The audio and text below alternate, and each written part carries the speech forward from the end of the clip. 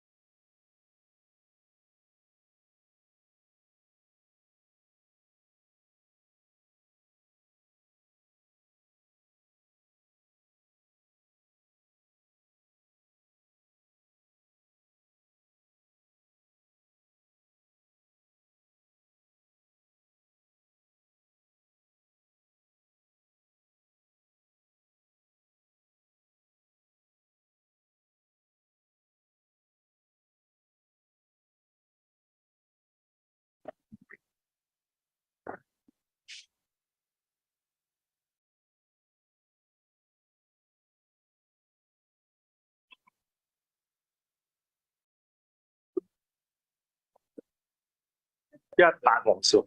哦，好啊。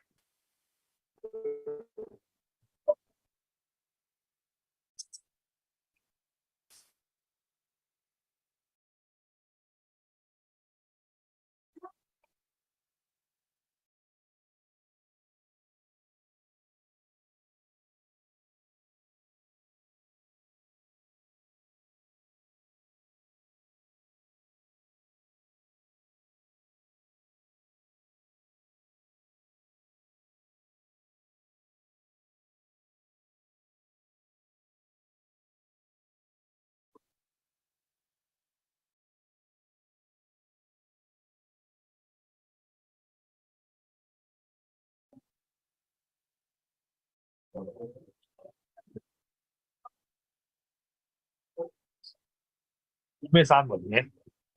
你入去啊？唔入知啦，走啦，我開緊住。Okay, later maybe we can start at around 2 o'clock. Yeah.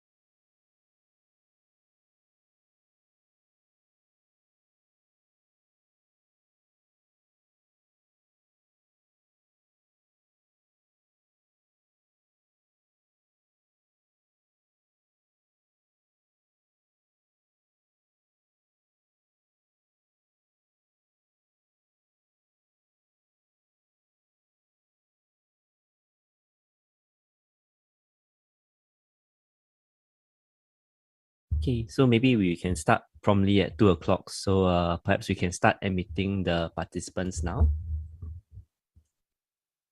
Okay. Thank you.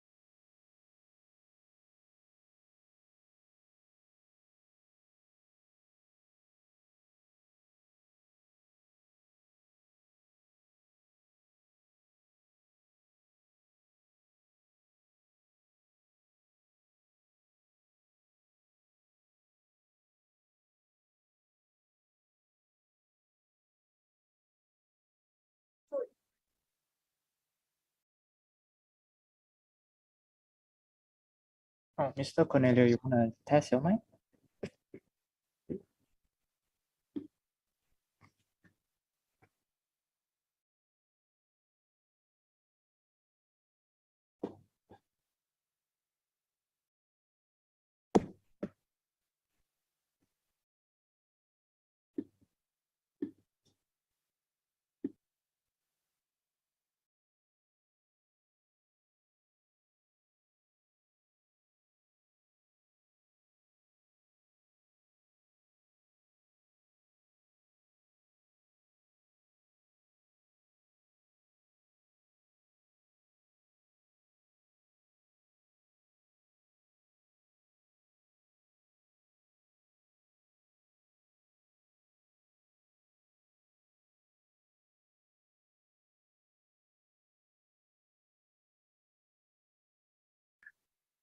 Hello, mic test.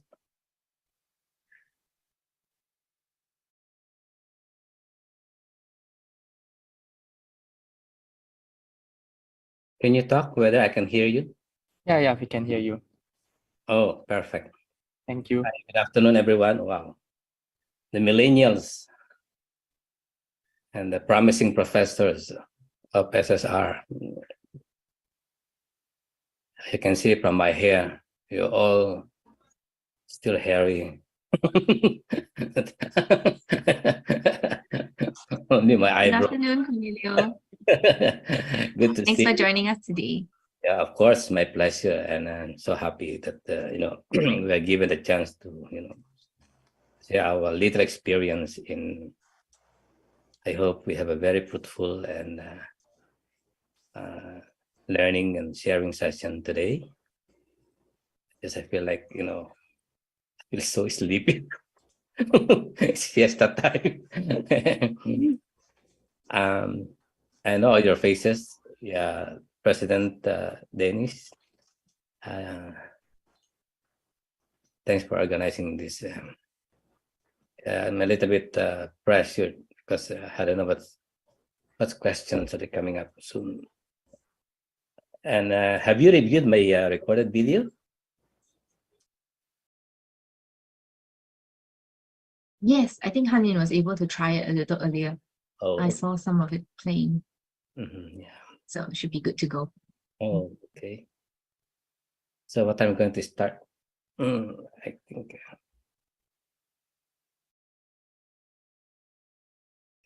All right.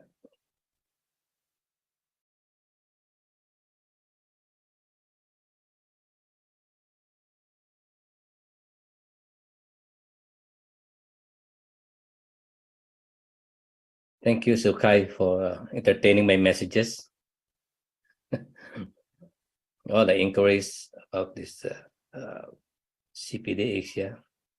It's great to have you on board here today to share with us. Thanks for coming in. I think I need to help me to post my email if in case I'm not able to answer all those inquiries and questions.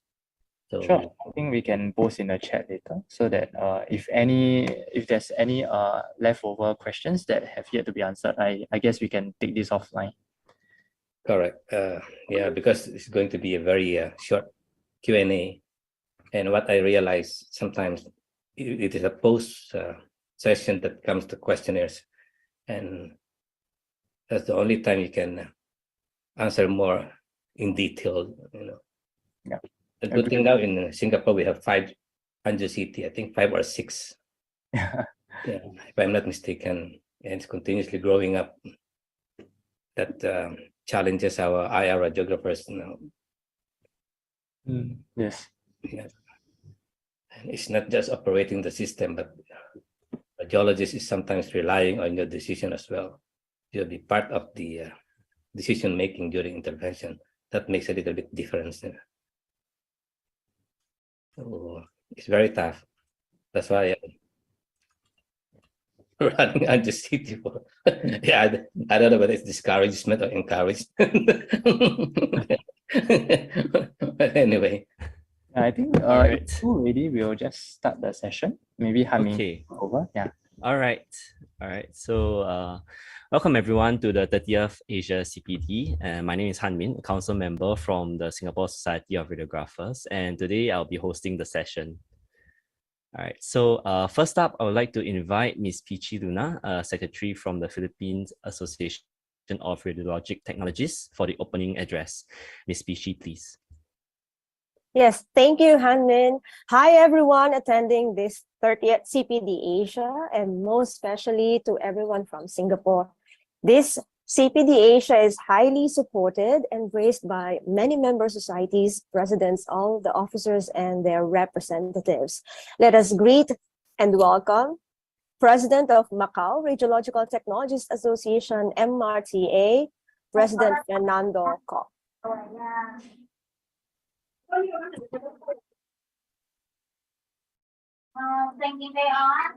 President Fernando Koch, are you there? We've seen you. While waiting, we would like to greet you a happy birthday today.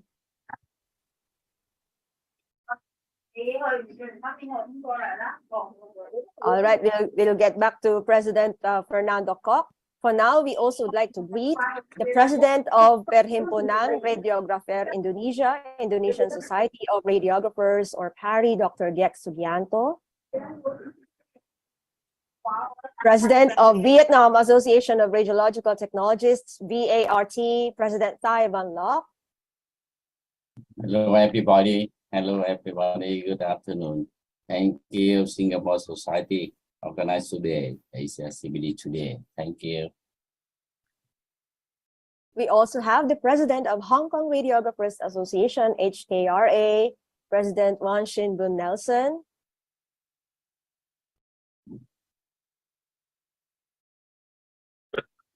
But today I'm attending the CPD Asia. Yeah, hello. Yes, yes. Good afternoon, President. Mr. Tan Tat Ming. The VP now is VP Wan Shin Boon Nelson, right? All right. Attending also is President Chun Yuan Tu, of the Taiwan Association of Medical Radiation Technologists is Miss Alice Chang, who is the Vice Chairman of the International Affairs Committee from Taiwan Association of Medical Radiation Technologists. Hello, everyone. Good afternoon. It's happy to see you all, and thank you. Good afternoon. We also have the President of Malaysian Society of Radiographers, President of MSR, Sir Sawal Marsait. Hello, hi, everyone. Good afternoon and happy Saturday. Thank you. We also have President of Indian Society of Radiographers and Technologists, President Salva Kumar. Attending for President Sir Katsuhiko Ueda, the President of Japan Association of Radiologic Technologists, is Akita. Sir Akita. Hello, all my friends. So today I am representing the Chairman Ueda. So thank you. And we have greetings from the Philippine Association of Radiologic Technologists, President Rolando Banares, to President Sophie Lee of the Association of Cambodian Radiological Technologists, from President Mohammad Abdul Ghani of the Palestinian Association of Medical Radiation Technologists, PAMRT, and to all our friends, officers of Myanmar Society of Medical Radiation Technologists.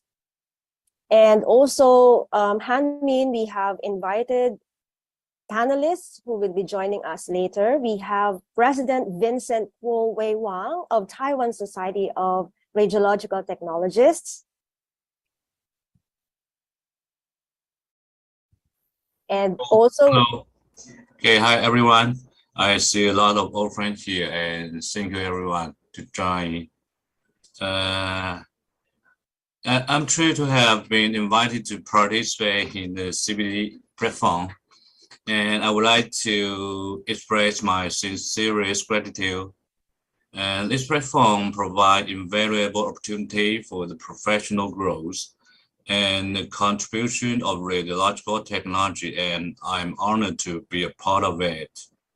And as a president of TWSRT, I think that the CPD platform provides a leadership skill and talent have inspired many, including myself, to continuously strive for excellence and expand our knowledge.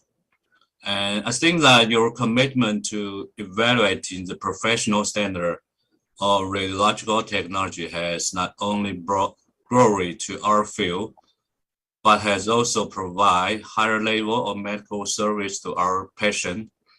And once again, thank you for the invitation. I look forward to learning and grow within the CPD platform and continue to contribute to our professional community. Okay, thank you.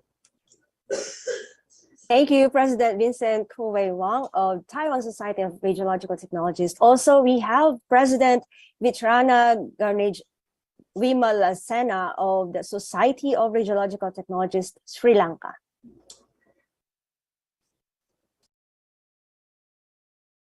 Hello. Hi, everyone.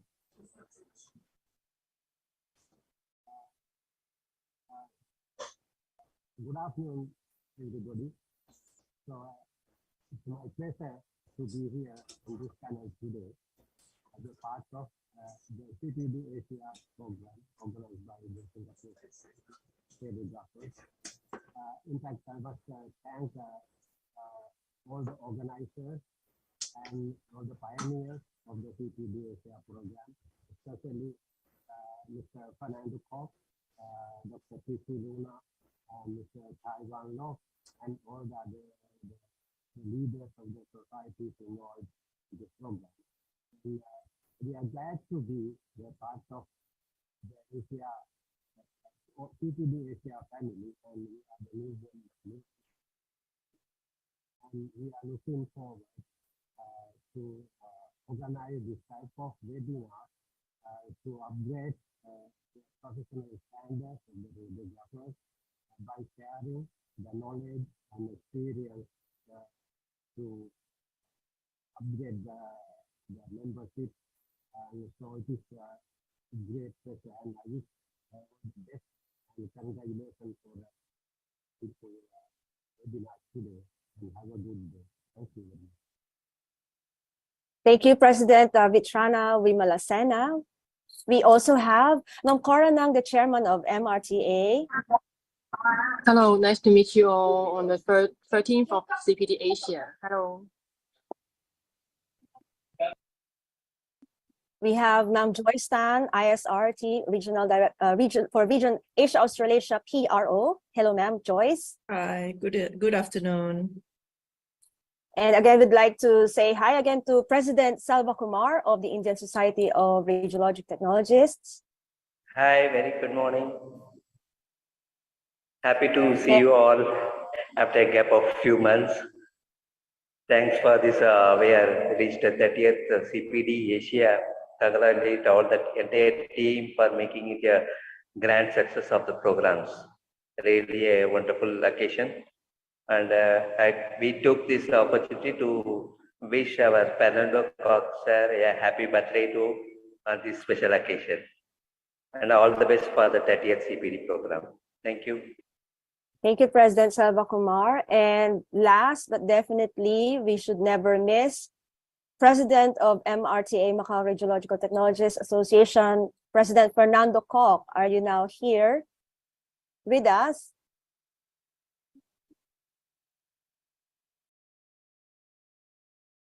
I think he's busy in celebrating birthday. All right. So then I'll be handing it over to Han-Min again to continue with the program. Thank you, Ms. Pichi.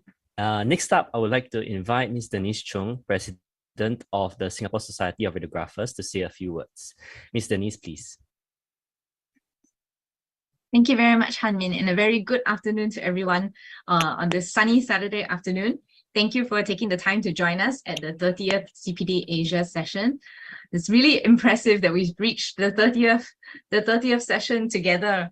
And this time it will be hosted by the Singapore Society of Radiographers. And I'm so glad that we've managed to stick through this. And it's been almost 3 years actually since we started the CPD Asia program. And I'm really proud that we have grown this community together. So I want to also take this opportunity to welcome our new friends who have joined us most recently, our friends from Japan and Brunei, the Japan Association of Radiological Technologists. Mr. Akita is here representing JART today, and also our friends from the Brunei Ministry of Health. So welcome, and I'm so glad that you've come on board to join us on our team that's dedicated to making continued professional development accessible to radiographers and radiological technologists in Asia. So I would like to extend my gratitude also to the SSR academic team and the IT team that has always been helping to make CPD Asia a successful session. And of course, I would also like to thank our two speakers for coming on board today and sharing their knowledge and experience with us. So without further ado, let's get the session underway. And I would hand the time back over to Han-Min to introduce the first of our two esteemed speakers for today's session.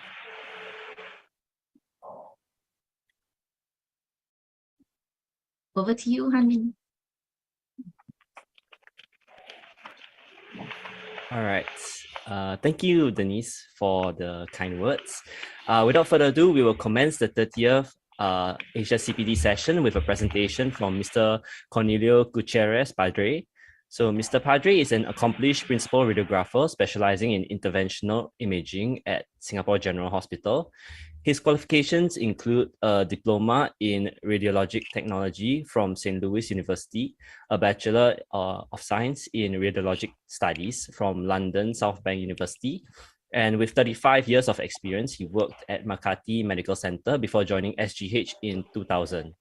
Since 2008, he has excelled in operating the hybrid angio-CT system and improving intra-atrial CT angiography protocols. He's a founding member of Canon NGO-CT and an exclusive member of Canon AFIN's 4D CT. Currently, Mr. Padre is a clinical modality leader in interventional imaging at SGH and serves as the president of the Association of Filipinos Radiographers in Singapore.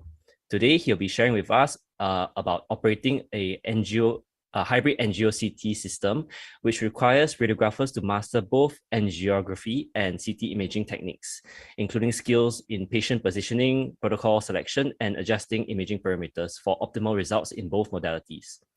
Moreover, the integration between these two distinct imaging methods requires expertise in the hardware and software components of the system. In essence, managing a hybrid angio-CT system mandates radiographers to possess a multifaceted skill set encompassing angiography, CT imaging techniques, along with a deep understanding of the system technical aspects. So without further ado, let's begin the session.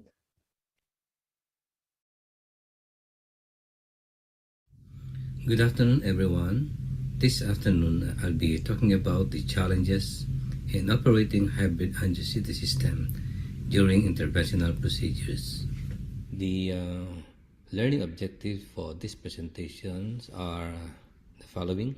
The participants will be able to understand the role and challenges of radiographers in operating hybrid angio-CT systems, the benefits and clinical applications for vascular and non-vascular interventional procedures, and to discuss the technical considerations involved in any successful intraarterial CT angiography.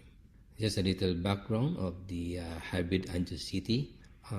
It was developed by Professor Yasuaki Arai from NCC Japan in 1992. SGH acquired the very first angio-CT in 2008, and the second angio-CT was acquired in July 2016. In 2021, we replaced our very first angio-CT system installed in 2008. Okay, here, if you see the left picture, this is where the table position during angio procedures, and on the right side, here is where the table and the gantry positioning. So if you notice, it is the gantry that moves during scanning, unlike the diagnostic CT. So as I mentioned earlier, we have our very first angio-CT, second, and the latest one, which has replaced the old one. The difference between these two is the number of slices. The gantry aperture are exactly the same, but the one volume coverage, the 160 slice only 4 cm, but the 640 slice cover 16 cm. Equipments to be operated are the following. You have the angio CT injector advanced workstation, the ultrasound machine, and additional standalone workstation. This is just to show you the fluoroscopy imaging involved, from the simple to CT guided, the combination of ultrasound and CT, and the more complex procedures combining the ultrasound, CT, and angio system.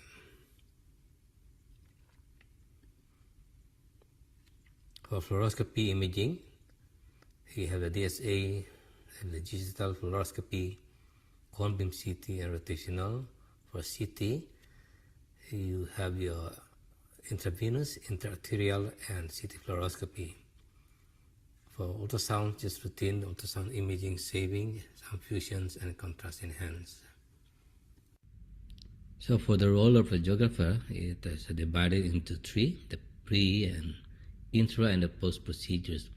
I think the most challenging part here is the during procedures, where the radiologist might be asking you to set up some injection parameters. So either the radiologist or you decide, you must have an idea in what is the ideal flow rate of PSI in a certain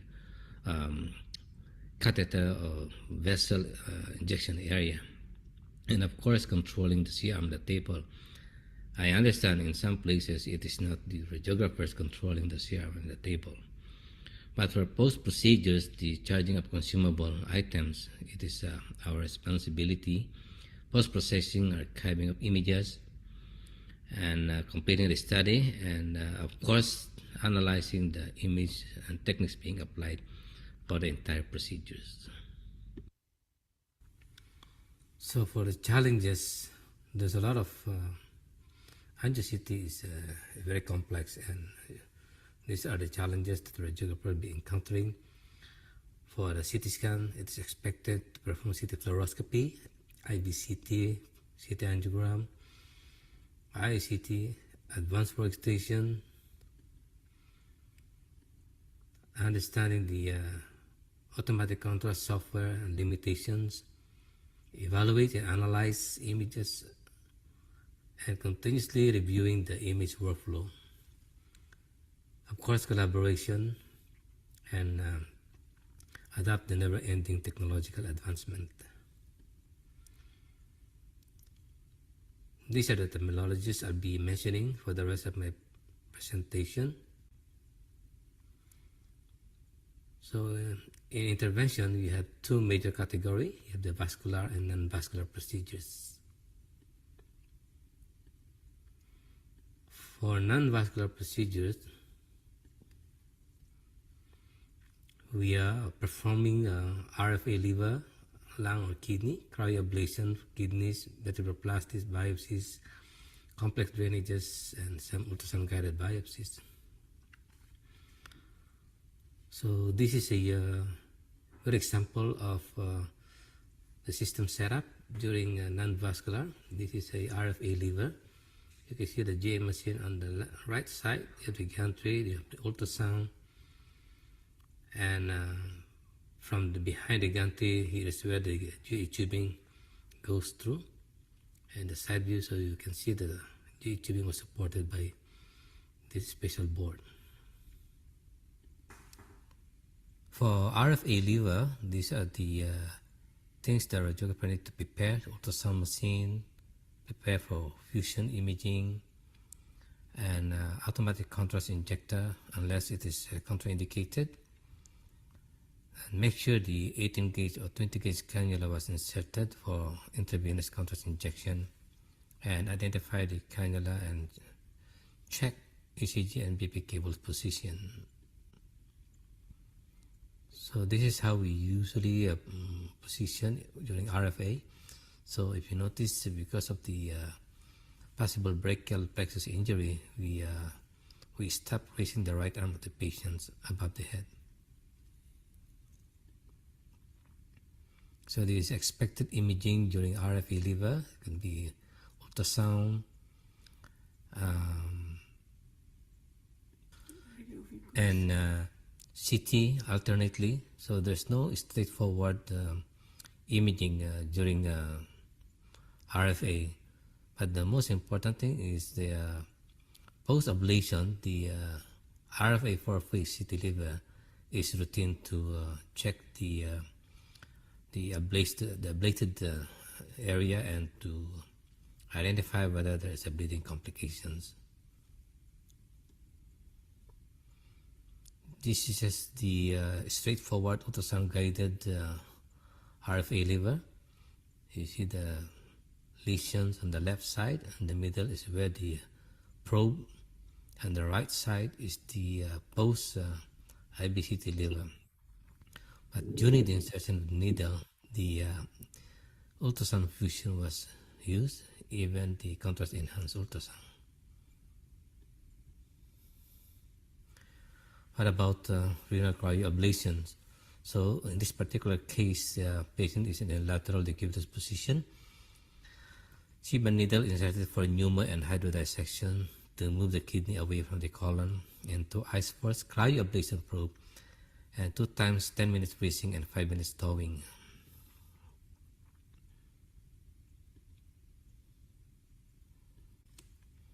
So again, under ultrasound and CT scan has been used. For this particular case, the preliminary scan was done using the fine needle for hydrosection, and probe positioning was decided during the preliminary CT scan. So as I mentioned earlier, the preliminary scan was done. You get the markers, and you have the cryoprobe, needle planning, the needle planning, and here is where the hydrodissection. You can see the hyperdensity depth, so displacing this column from the kidney. And this is the first cycle, 10 minutes freezing, and this is the second cycle, 10 minutes freezing. So in NPR, you can see the hyperdense shadow of the ice ball. You can see the needle, and this is the second cycle. See the relationship between the needle and the ice ball. But prior to freezing, the ice ball testing has to be performed before the needle was inserted. So to complete the study, for post-cryoablation, you can see the arterial phase, you have the nephrogram phase, you have the delayed phase. So there's a sort of something like small enhancing here, but the question is this a remnant tumor or is a bleed? So in comparison from diagnostic to CT, post-cryoablation, this is the tumor and this is your immediate post-cryoablation. Now you don't see the heterogeneous appearance of the lesion. After 6 months, there's a follow-up for contrast-enhanced ultrasound. As I mentioned earlier, there was a suspected either it is a remnant tumor, but based on the ultrasound and duplex study, the CES shows no remnant tumor enhancement or recurrent post-cryoablation. So tips for non-vascular cases, sometimes diagnostic scan protocol is not applicable. The advanced software like CMR, volume CT is also an advantage. And of course, the high-end ultrasound machine is as much as possible has been utilized for fusion and CUS or navigation purposes. Challenges for post-RFA and cryoablation, modifications of CT imaging protocol, and image quality documentations. So this is the one I'm referring to for diagnostic CT. This is a useful monitoring scan or start ROI positioning. But for post-cryoablation, sometimes it is not ideal because of some hydrodissections. So it was decided to position the monitoring scan beyond the hydrodissection. For vascular procedure, the mastering anatomy and of course the physiology and hemodynamics, understanding the flow of procedures from ultrasound and fluoroscopy and CT. Of course, it's expected to perform DSA and intraarterial CT alternately, and the imaging workflow plus the automatic contrast injector. This is a room setup. In this particular case, this is the is in the middle of procedures where the ultrasound is here, gantry is there, and you have the C-arm behind here, you have the radiographer here standing, the injector, and from the control room.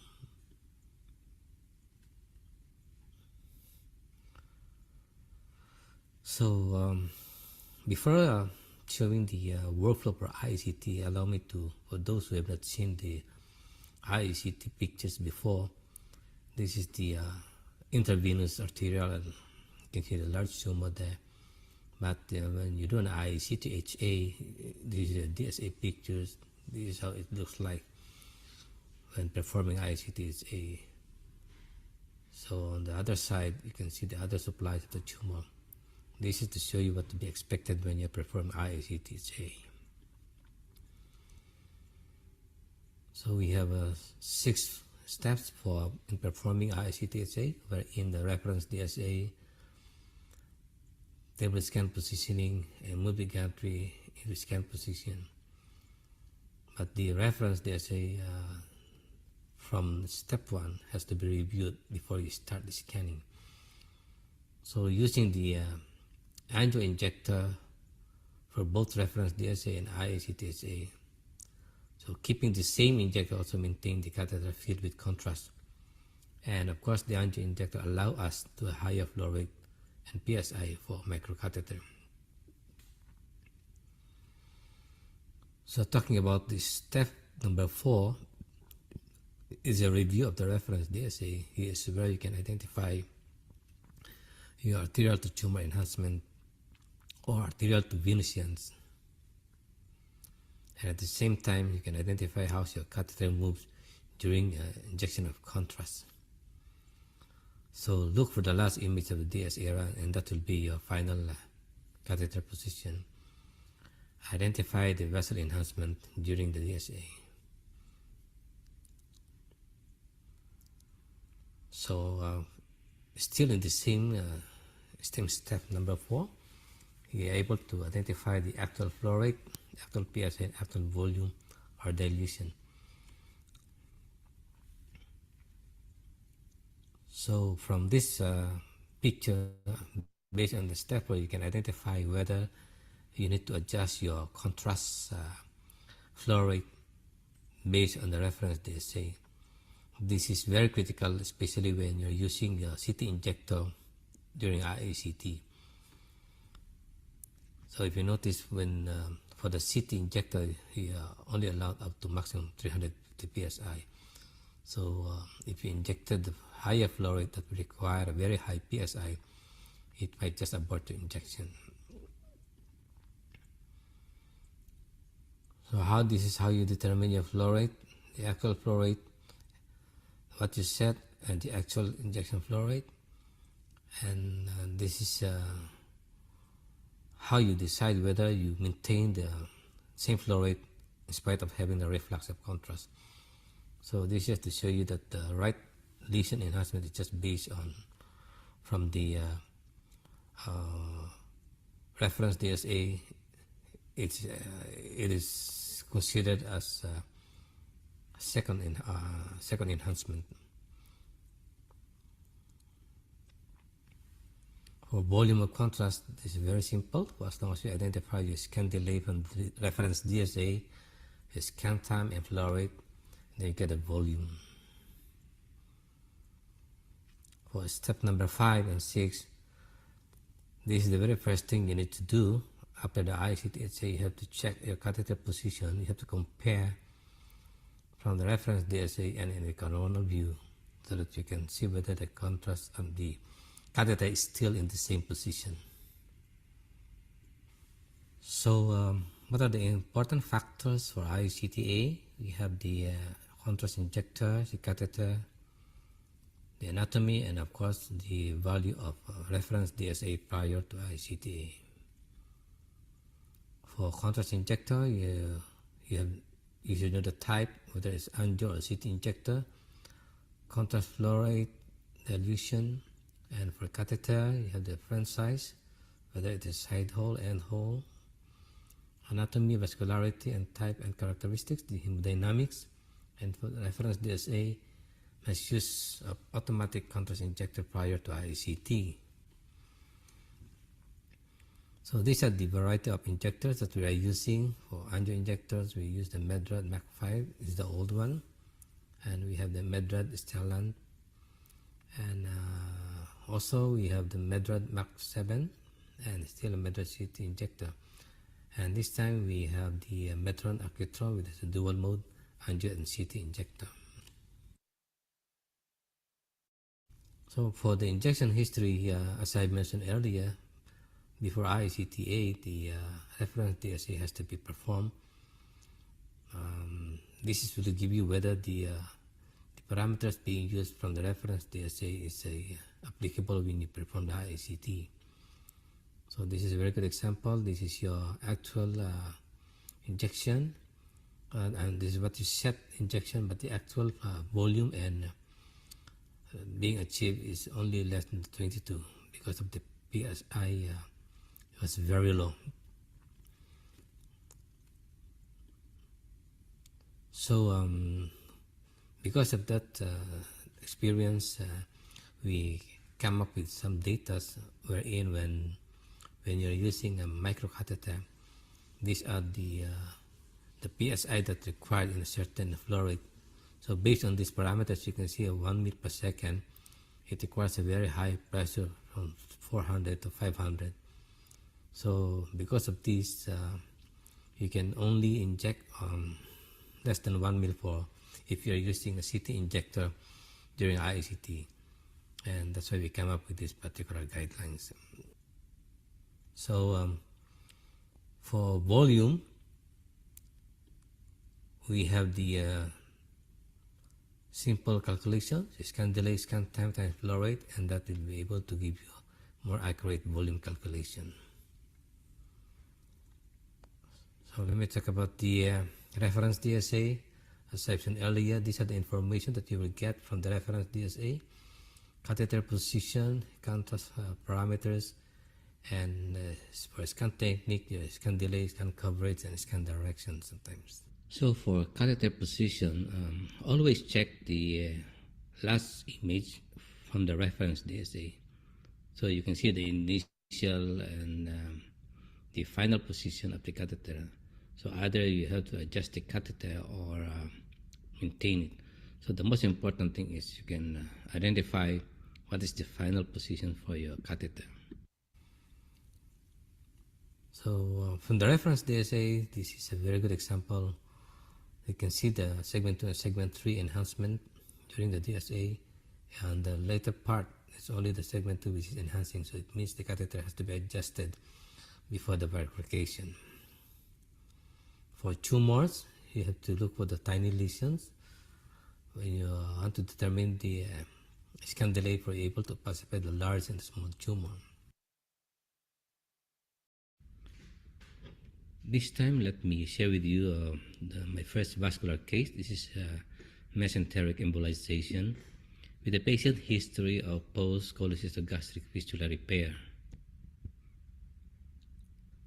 The DSA SMA was performed, followed by IACTA.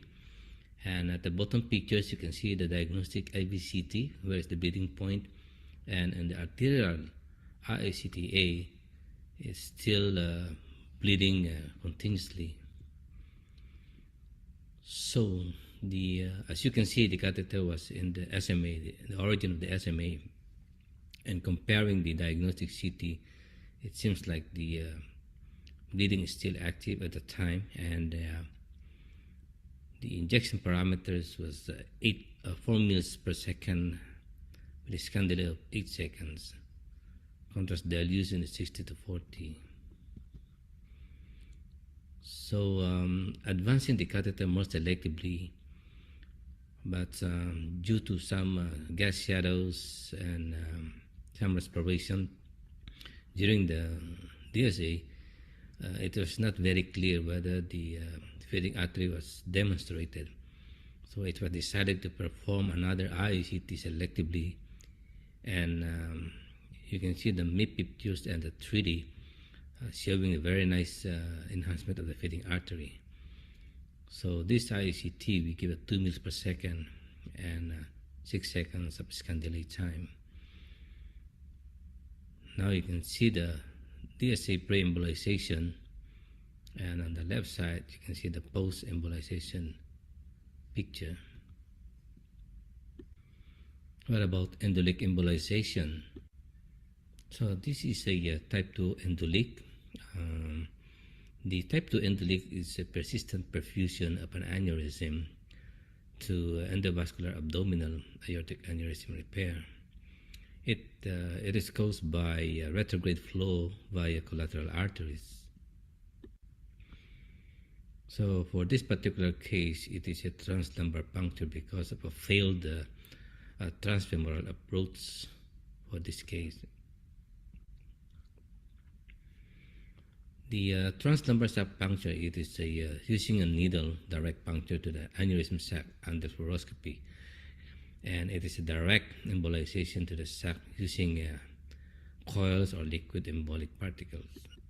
It is a safe, effective, and high success rate technique for treating type 2 endoleak. So if you look at the left side, you can see the patients in prone position, and intravenous CT was performed. In this particular case, you don't need a proper arterial phase for as long as it demonstrates that there is still endoleak present, so we can proceed with the embolization. So since the patient is still in the same position, the fine needle was inserted percutaneously. There is a 1 volume CT fluoroscopy. You can see the axial and coronal and sagittal and oblique needle representation. Once the needle tip is in the right area, the conventional fluoroscopy was used, and saccogram was done, demonstrating the collateral vessels. So if you look at the right bottom one, you can see the post-embolization wherein you don't see the vessel enhancement anymore. So this patient came back for the third time, and based on the right side IVCTA, you can see the recurrence of endoleak, showing the yellow vessels as the feeding artery. And if you look at the left side, the DSA pictures, this is the pre-embolization, and the right side is the post-embolization. So if you're looking at the red arrow, this will represent that the endoleak is still active. And on the right side, and after the embolization, you can no longer see the endoleak. What about prostate embolization? Prostate artery embolization, it is a minimally invasive treatment for lower urinary tract symptoms caused by benign prostatic hyperplasia. And PAE can be useful as a pre-surgical embolization prior to TURP. Embolization of from prostate artery can prevent or reduce bleeding complications during prostate resection.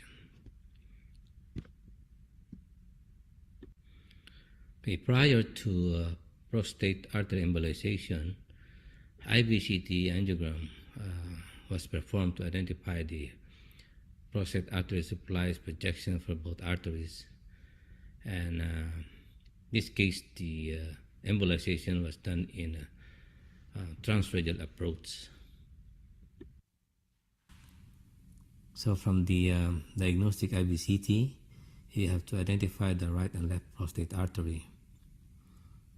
And you have to advise the radiologist in what trajectory do you think you can demonstrate the left and right prostate artery. This is how we position. In a fit first position, this is your injector, and here is your Z-arm. So the most important thing in transradial approach is for you to identify the gantry position. So in other words, before cleaning the arm of the patient, the topogram AP and lateral has to be done so you can establish your approximate position of the gantry. Why transradial approach? It is less radiation and easy to access both right and left iliac arteries, and patient can embolate immediately even after the embolization. So this is the imaging involved. We have the DSA, ICT on the selective right prostate artery. So this is the right non-selective DSA. You can identify the prostate artery based on the 3D of the IVCT, and it was able to cannulate the right prostate artery, and this is the DSA. Once you catheterize in the right prostate artery, IACT was done, and you can see the demarcation enhancement here. In this particular ICT, it has a 22 seconds delay with a flow rate of 0.2 mils per second. This is a pre-embolization DSA, and this is your post-embolization. So the moment you see the reflux of contrast, this is a sign that you are successfully embolized the prostate artery. What about on the left side? Still the same. Once the left prostate artery was cannulated, IECT has to be done again. And this is your left IECT-HA. You can see the reference DSA. On the right side, you can see the prostate artery and the prostate enhancement. This is your pre-embolization reference DSA. And this is your post-embolization at the bottom. So again, you can see the a lot of reflux of contrast because the prostate artery is already embolized. To summarize the imaging, this is your right and left pre-embolization, and the rightmost and the leftmost is your post-embolization. You gotta sit in the middle, the right and left ICT. Imaging tips for ICT prostate artery embolization. Reference DSA must use automatic injector, and injection must be very slow and avoid contrast reflux. So if there's a reflux of contrast, either you have to repeat the reference DSA until such time you find the correct flow rate that there's no reflux of contrast.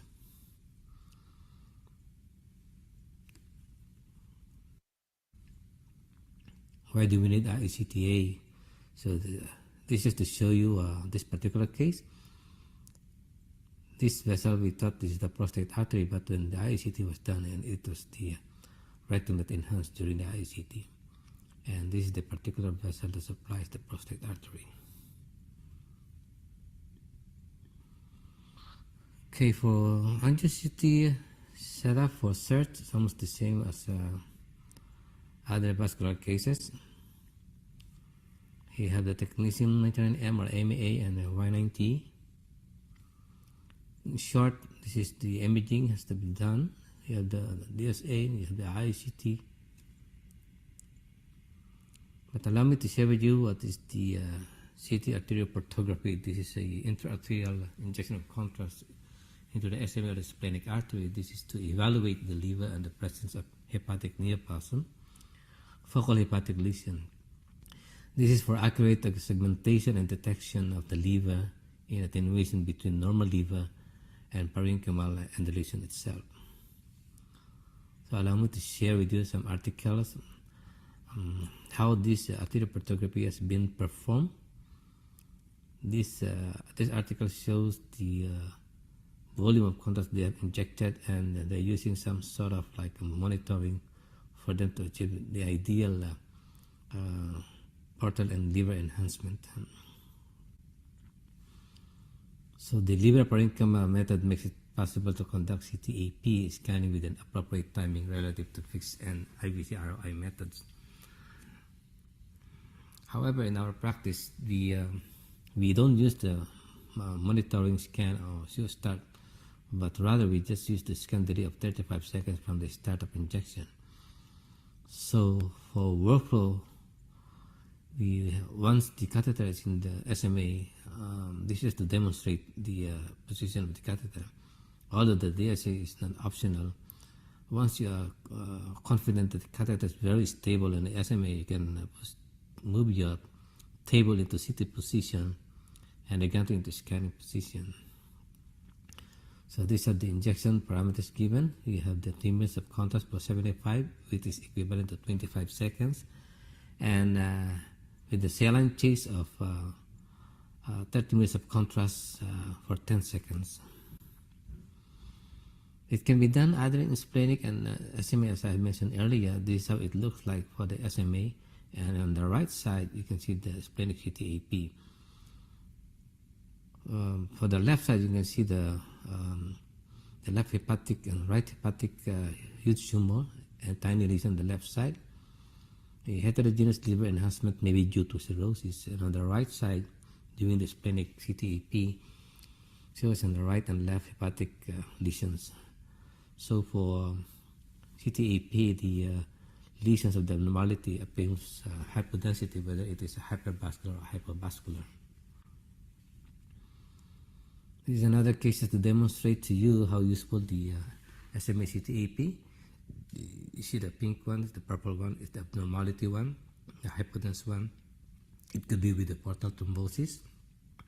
And you can see the catheter is in SMA. So comparing the arterial portography and selective common hepatic ASIA, you can correlate this hypodense into the tumor enhancement from non-selective to selective to super-selective, avoiding this normal liver tissue to be injected with the chemodrugs or whether it is for Y90. So in summary, to compare the diagnostic CT arterial phase and venous phase, this is selective ASIA, this is CTAP, the hypodense, and this is your nuclear medicine technetium 99M scanning, and this is your Y90. Now let me talk about the SIRT or selective internal radiation therapy. Here is where the angio-CT is very useful. There are two sessions for IR. The first one is the planning, wherein the technetium 99 is injected into the feeding artery of the tumor. There is a history of metastatic colon cancer with liver metastasis. Previously, Yttrium-97 on the right liver, but there is a segmentary lesion which is increasing in size. So for hepatic MAA, the vasculature identifying the feeding artery, hemodynamic shunting, and try to be more selective injection of technetium 99M, the extent of the tumor, and determine if there's any extra hepatic enhancement subject for embolization.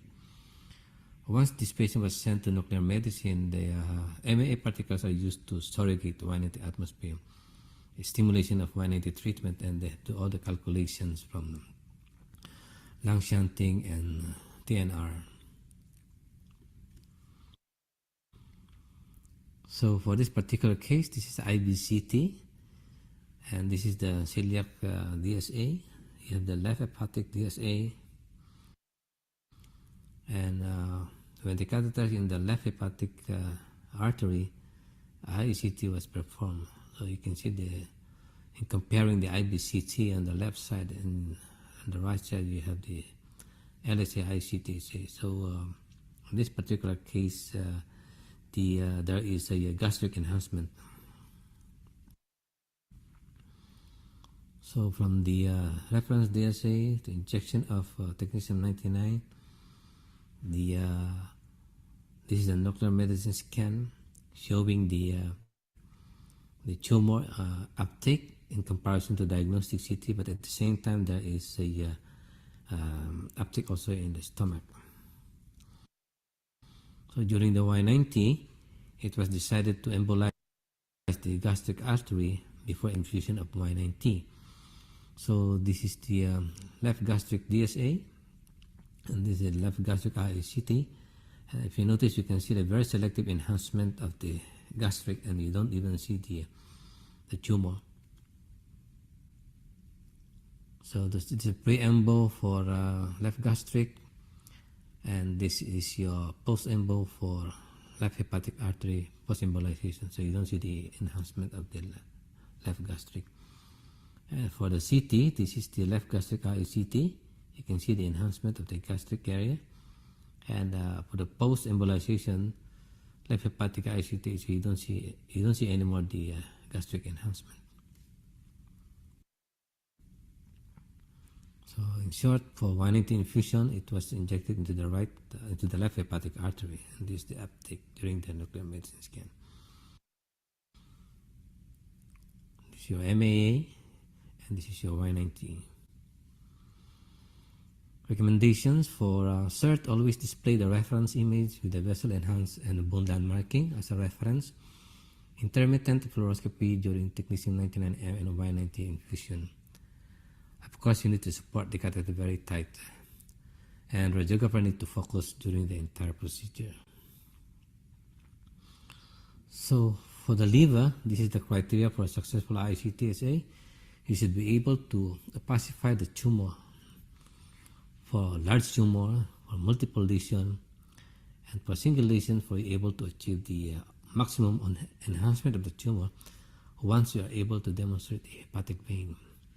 So in other words, the tumor will no longer enhance beyond that.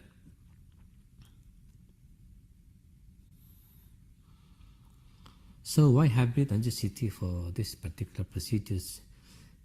Studies have demonstrated that the use of HACT improves the accuracy and safety of the procedures, leading to a better tumor response and increased overall survival rates for patients with liver cancer. Additionally, the real-time feedback provided with this advanced imaging technique allows for more immediate adjustments during the procedure, optimizing treatment delivery and minimizing potential complications. Allow me to share with you our very first complication where the yttrium-90 was accidentally injected into the falciparum artery. Patient developed of cellulitis on radiation dermatitis following the embolization for hepatocellular carcinoma. So a case of prophylactic embolization of patient with falciparum artery. We conducted the study comparing the catheter-directed CTHA for yttrium-90, and the objective of this study is to determine the rate of prophylactic embolization of extrahepatic vessels in patients undergoing Y90 for hepatocellular carcinoma with the use of catheter.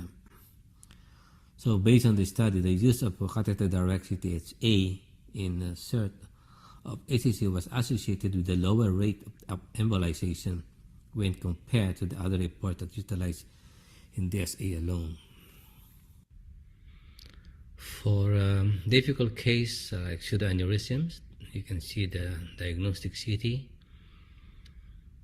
The pseudoaneurysm was embolized through percutaneous approach using CT-guided fluoroscopy. So once the needle is in the approximate area, DSD was done, and it shows that it's connected to a vessel. So on the right side, for post-embolization, you can see the glue injection. So for you able to identify whether you embolize the correct area, the IVCT was performed, and you can see on the left side a plane scan comparing from the diagnostic CT in axial and arterial, and also even the coronal plane.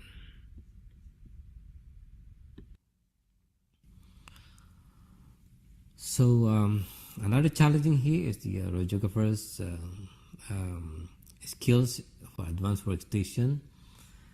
This is just to share with you the utilizations of workstation using the diagnostic CT. This is your IBCT arterial. You're able to trace the feeding artery. It's a very not so clear vessel tracing, but somehow it can guide you where is the feeding artery. For some difficult cases, you're able to identify the feeding arteries, and are able to infuse the chemo drugs selectively. So having this system, it will avoid spray injection of chemo drugs into the liver. Is this beneficial? Of course, yes. And looking at the diagram, when using the EMBO plan or advanced workstation, if let's say you're using 5 to 10 minutes of manipulating the workstation in comparing to continuous fluoroscopy and injection of contrast, until such time you can identify the feeding artery. So you have to balance the benefits of using advanced workstation, although it's time consuming, but rather it is a beneficial on the part of the patient. Other applications for embryo plant, this is a very difficult case, and from the reference they say you cannot identify easily, but you need some manipulations for you to trace the feeding artery. This is the 3D from common hepatic ICTSA, knowing the trajectory, and this is your DSA, and ICT selected was able to identify the correct feeding artery of this particular lesion. What about far advanced post-processing and image evaluation?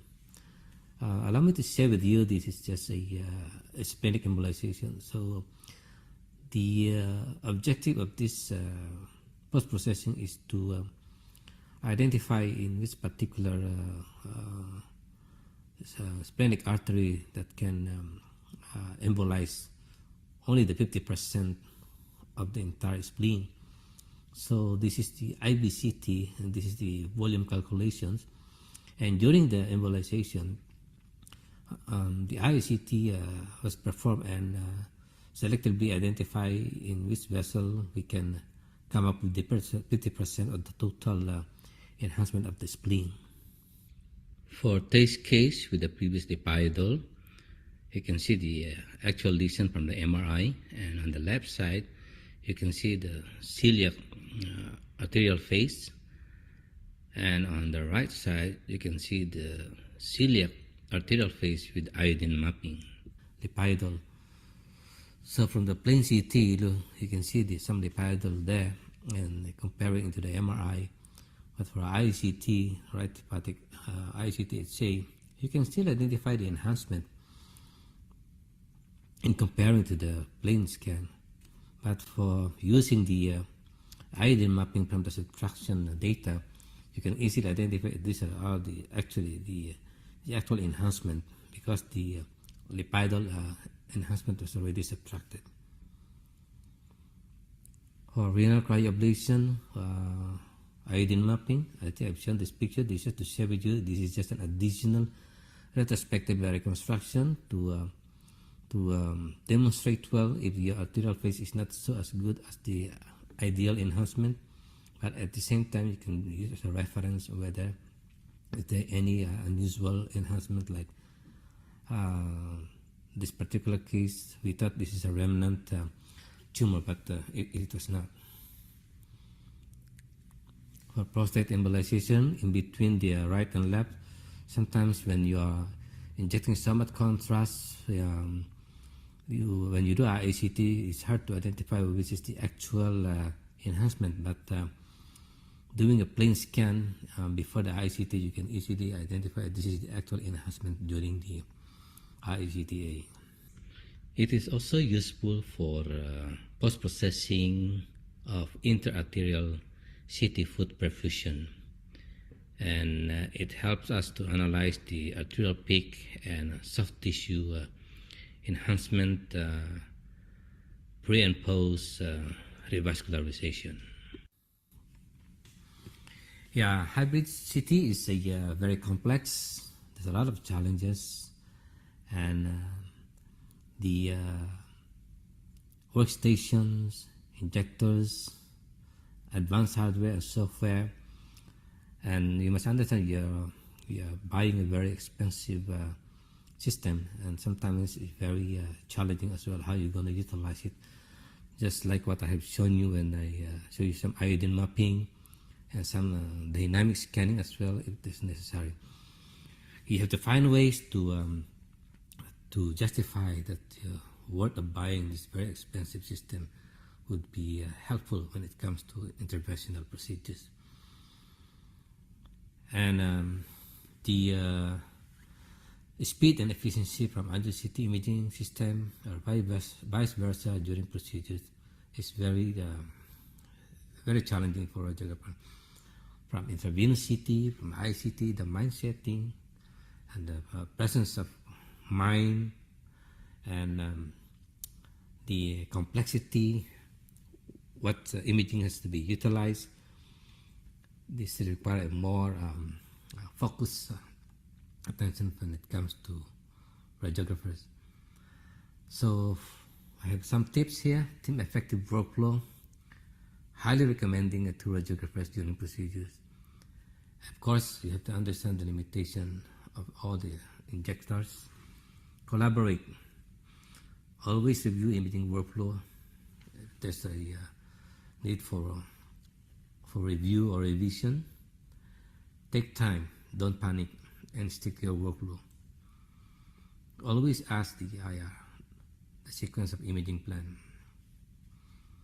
Technology advancement will never stop. Although the hybrid CT is a complex system, it is a very useful tool in radiological intervention, especially when complications occur intra and post procedures. Radiographer's role is to assist and help the IR during procedure, not only in technical aspect, but also in imaging analysis and assessment. It helps to improve patient safety during procedures. Consistently maintaining the level of the acceptable standards in operation of the system during all the cases. Again, participate and support the IR to new treatment strategies and complications and applications. Well, just a take-home message: complex system but very challenging. Teamwork, and I think the planning of room layout for new installation for hybrid is even more challenging. Before I end my presentation, I would like to share with you this is the Alphinex Body Club members launched in 2021 by Canon. Just a little bit throwback from 2010, my chance to meet our ISRT president, Mr. Nepapmo from Napang. This was taken in 2010. In 2016, I had a chance to meet Donna Newman, our former ISRT president, and Fosi Pierre. This was during the 19th ISRT World Congress in Korea.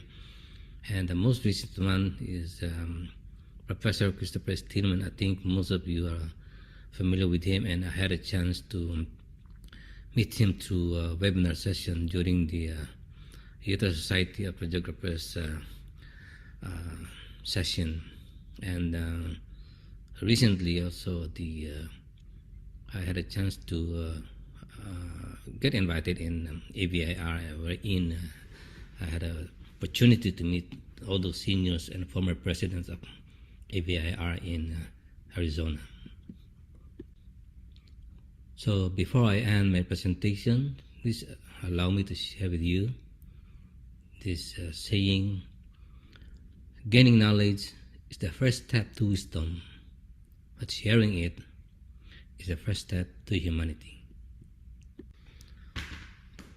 These are all my references. And of course, I would like to acknowledge the SSR for giving me this opportunity, the IR Radiographers team, IR doctors, and IR CPD team. Okay, thank you very much for listening and supporting my presentation. Good afternoon. All right, thank you, Mr. Padre, for the presentation. Please direct all your questions you have for Mr. Padre as well as the next speaker to the Q&A section of the Zoom meeting. Next up, we have Muhammad Fairuz. So Mr. Muhammad Fairuz holds a diploma in diagnostic radiography from Nanyang Polytechnic, a bachelor's degree in medical radiation science from Charles Sturt University, and a master's in health administration, as well as a master's in medical radiation science from Flinders University. He specializes in nuclear medicine. His past work includes experiences from CT imaging in NUH, National University Hospital, dental imaging from the National Dental Center, as well as working as a senior nuclear medicine technologist at the Singapore General Hospital. He works in the Department of Nuclear Medicine and is a clinical specialist for molecular imaging for Siemens Healthcare. Currently, he serves as a senior lecturer for the Diagnostic Radiography and Radiation Therapy program in the Singapore Institute of Technology. His presentation today delves into the crucial role of radiographers and how they are evolving nuclear medicine in healthcare. We explore the nuclear medicine roots, its transformation, especially with hybrid imaging and new radionuclide therapy. Radiographers have adapted to these environments, driving a paradigm shift in practices. They leverage their diagnostic imaging expertise and collaborations and have spurred innovation to enhance patient care. Join us in discovering the dynamic journey of radiographers in nuclear imaging.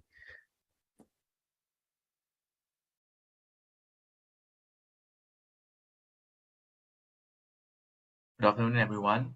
Thank you for joining this session. I would like to thank the SSR for giving this opportunity for me to share my experiences as a nuclear medicine radiographer.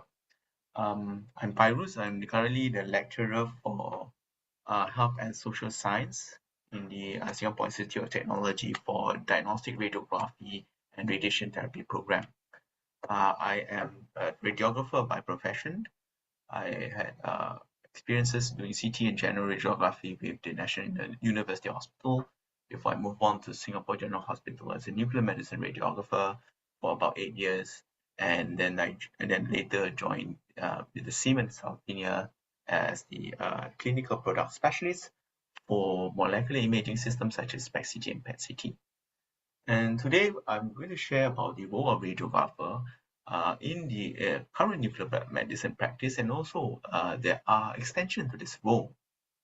This is because the nuclear medicine practice has been evolving over the years. And I mentioned radiographers not to slight other profession, but most of the nuclear medicine radiographer, at least for Singapore and some parts of the ASEAN, most of them are actually diagnostic radiographer by profession. They graduated as a diagnostic radiographer, and some of them work within the radiology department, and their standard role is nuclear medicine. Some actually, after diagnostic radiographer, then they subspecialize into nuclear medicine. There are also a small handful of nuclear medicine technologists, not many.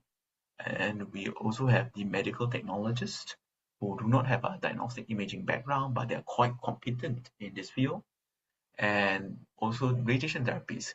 This is even so in Singapore because the nuclear medicine department in Singapore actually branches off from the radionuclide therapy branch of the radiation therapy. So we have pioneers from radiation therapy joining the nuclear medicine, and they became the nuclear medicine radiographers. So it is also prudent to know what is nuclear medicine. So to benefit those who do not have any idea of nuclear medicine, then we take a look a little bit on the clinical workflow, understand what is our daily routine clinical workflow, and then mention of a few evolving technology, especially hybrid imaging, the rise of theranostics.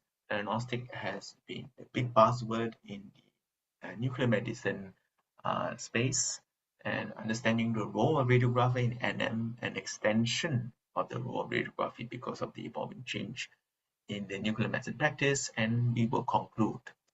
So what is nuclear medicine imaging? Now you can see there are three modalities of imaging. We have the CT, MRI, and PET. So the CT and MRI offers greater structural imaging. So you can see very clearly that the structure involves morphology, but when PET is concerned, it shows function. So this is clearly a brain that is dead. So you do not see any function or activity, even though the gross structurally looks very intact, doesn't show great abnormality in the structures, but when it comes to function, it is no longer function anymore. So this is where nuclear medicine plays a very important role. Largely functional imaging, physiological imaging. And in imaging, we divide imaging into transmission and emission. So transmission is basically there is a source that transmits to the patients. So whether it be X-ray, whether it be ultrasound, whether it be MRI, so it transmits into the patient, and then for X-ray, whatever remains will form the anatomical data. Whereas in functional, the source of the image is usually in the patient. So the source will be from the patient, and there will be energy emitted from the patient, and we will measure and detect this. And this is where emission imaging is practice principles in the functional imaging. So when we compare nuclear medicine with other modalities, like for example, MRI, angio, and CT, mostly transmission and shows very good anatomical imaging. But nuclear medicine, largely functional, study of physiology, and the underlying principle being emission imaging. So for example, this is the coronal CTA, and you can see there's a little bit narrowing of the left anterior descending, but we're not quite sure how severe is this to the patient cardiac function.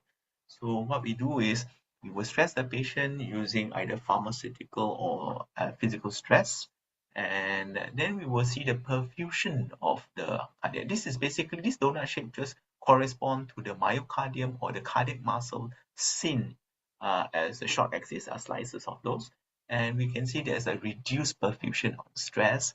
Then on rest, it became, the myocardium becomes more viable. And this clearly shows signs of ischemia at the times of stress. And this stratify risk of patient having the next episode of angina, which offer clinician an idea whether the severity or the seriousness of whether to provide the immediate intervention or pharmaceutical regimen therapy.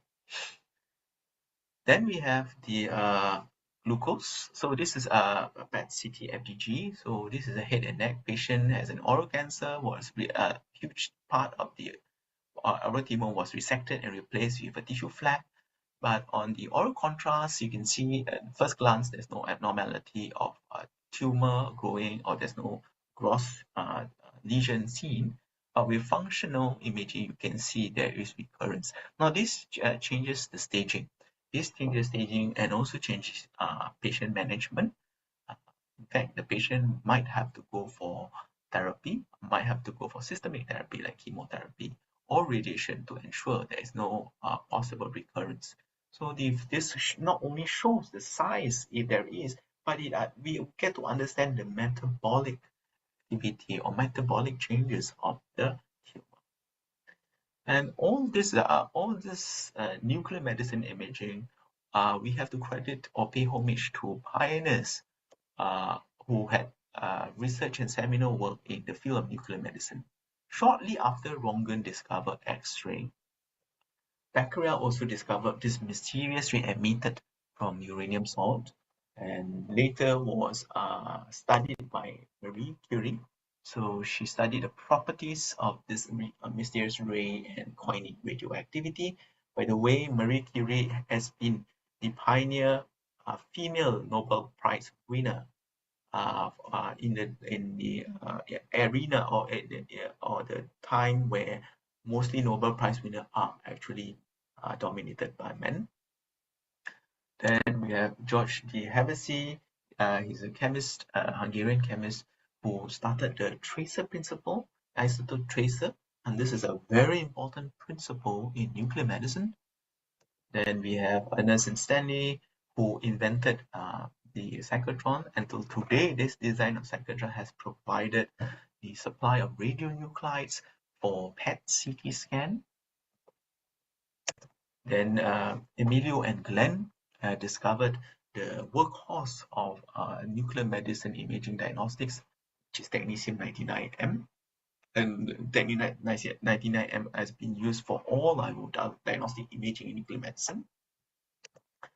So Hertz is the first physician who started the radionuclide therapy with iodine for thyroid cancer. Until today, we do radioiodine therapy for thyroid cancer, for benign thyroid disease, and also management of that. And usually this thyroid, we use it for adjuvant therapy post resection of the thyroid cancer. Hal Anger invented the scintillation camera, whose design is still available in all our modern SPEC and SPEC gamma camera. And of course, in 1953, Edward and Michael is the first researcher who invented or initiated the design of PET for human imaging. So, and the typical clinical workflow. So, in a typical imaging clinical workflow falls under this three factor. One would be the biomarker production and distribution. So we have radioisotope that is produced in the cyclotron. This is how the cyclotron look like.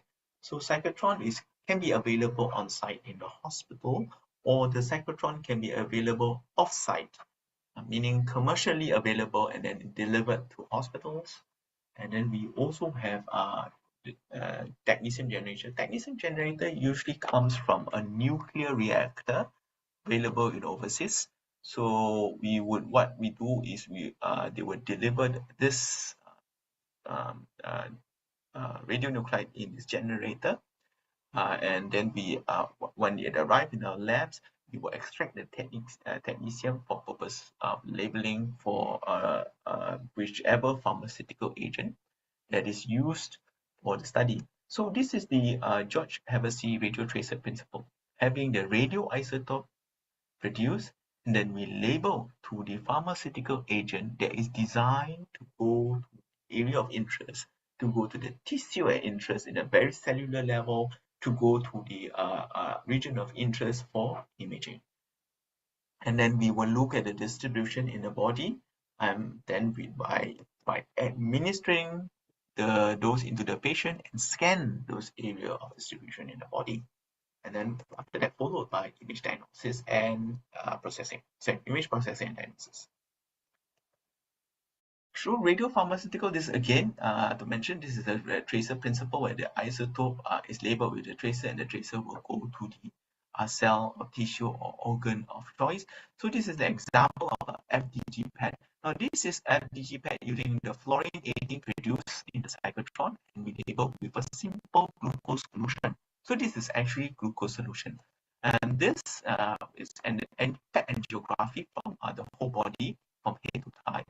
And this can be another alternative that researchers are looking for an alternative to CT contrast, because CT contrast, there are patients who have contraindication, particularly for poor renal failure, particularly for patients who are under dialysis or are allergic to contrast.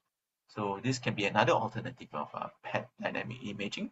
And as you can see, it was first the angiographic phase, and then you have the Bartow phase, and then the uptake phase. So these are the pharmacokinetics.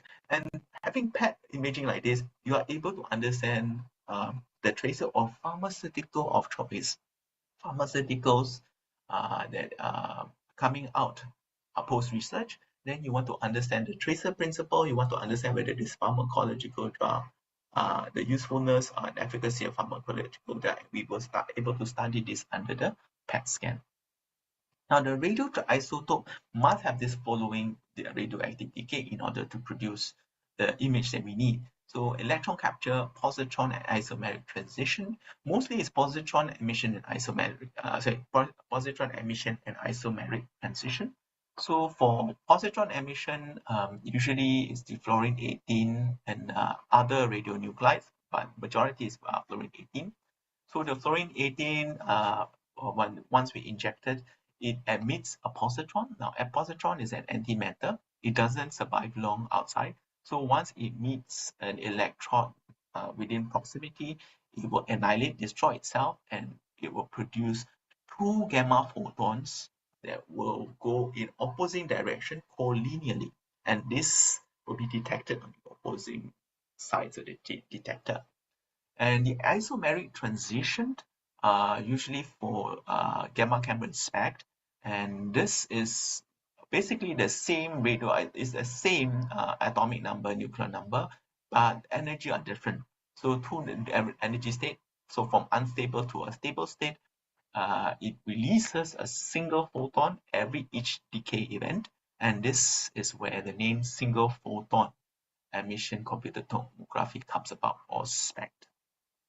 So and you notice that a lot of our imaging we use gamma photon, so there must be a gamma photon emission in order to produce image of our gamma cameras of PET-CT. The beta emission is the therapeutic properties of the radionuclide. These are the ones that we use for treatment. These are the ones that we use for radionuclide therapy. And another one should be alpha. It's not here, it's alpha. Now, alpha is also another therapy.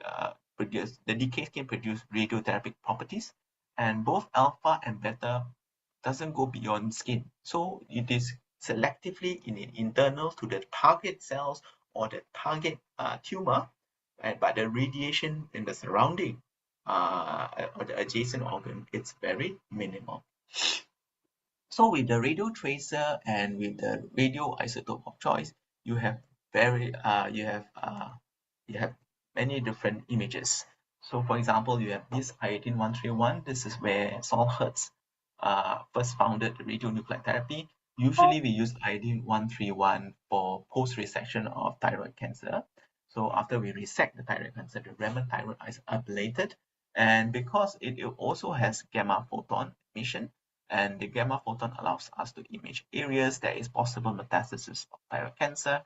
Gallium-67 is used for lymphoma imaging and inflammation, but nowadays this has been replaced with PET-CT.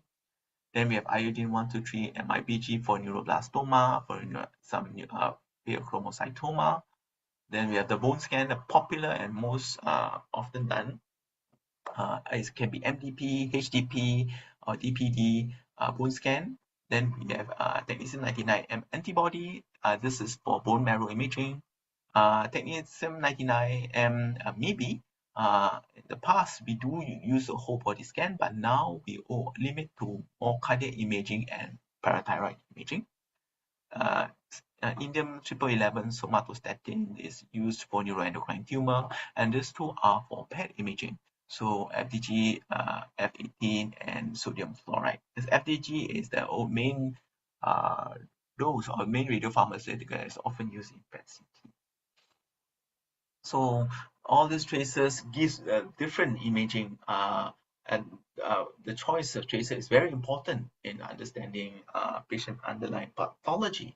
So we need to see clinical indication and decide what are the radio tracer that is suitable for answering the referring clinical indication. Then we have the hot lab. So most of us have to work in a hot lab. Some of us involved in labeling that hot lab. We do quality control and also doing the measuring of those before we administer to the patient.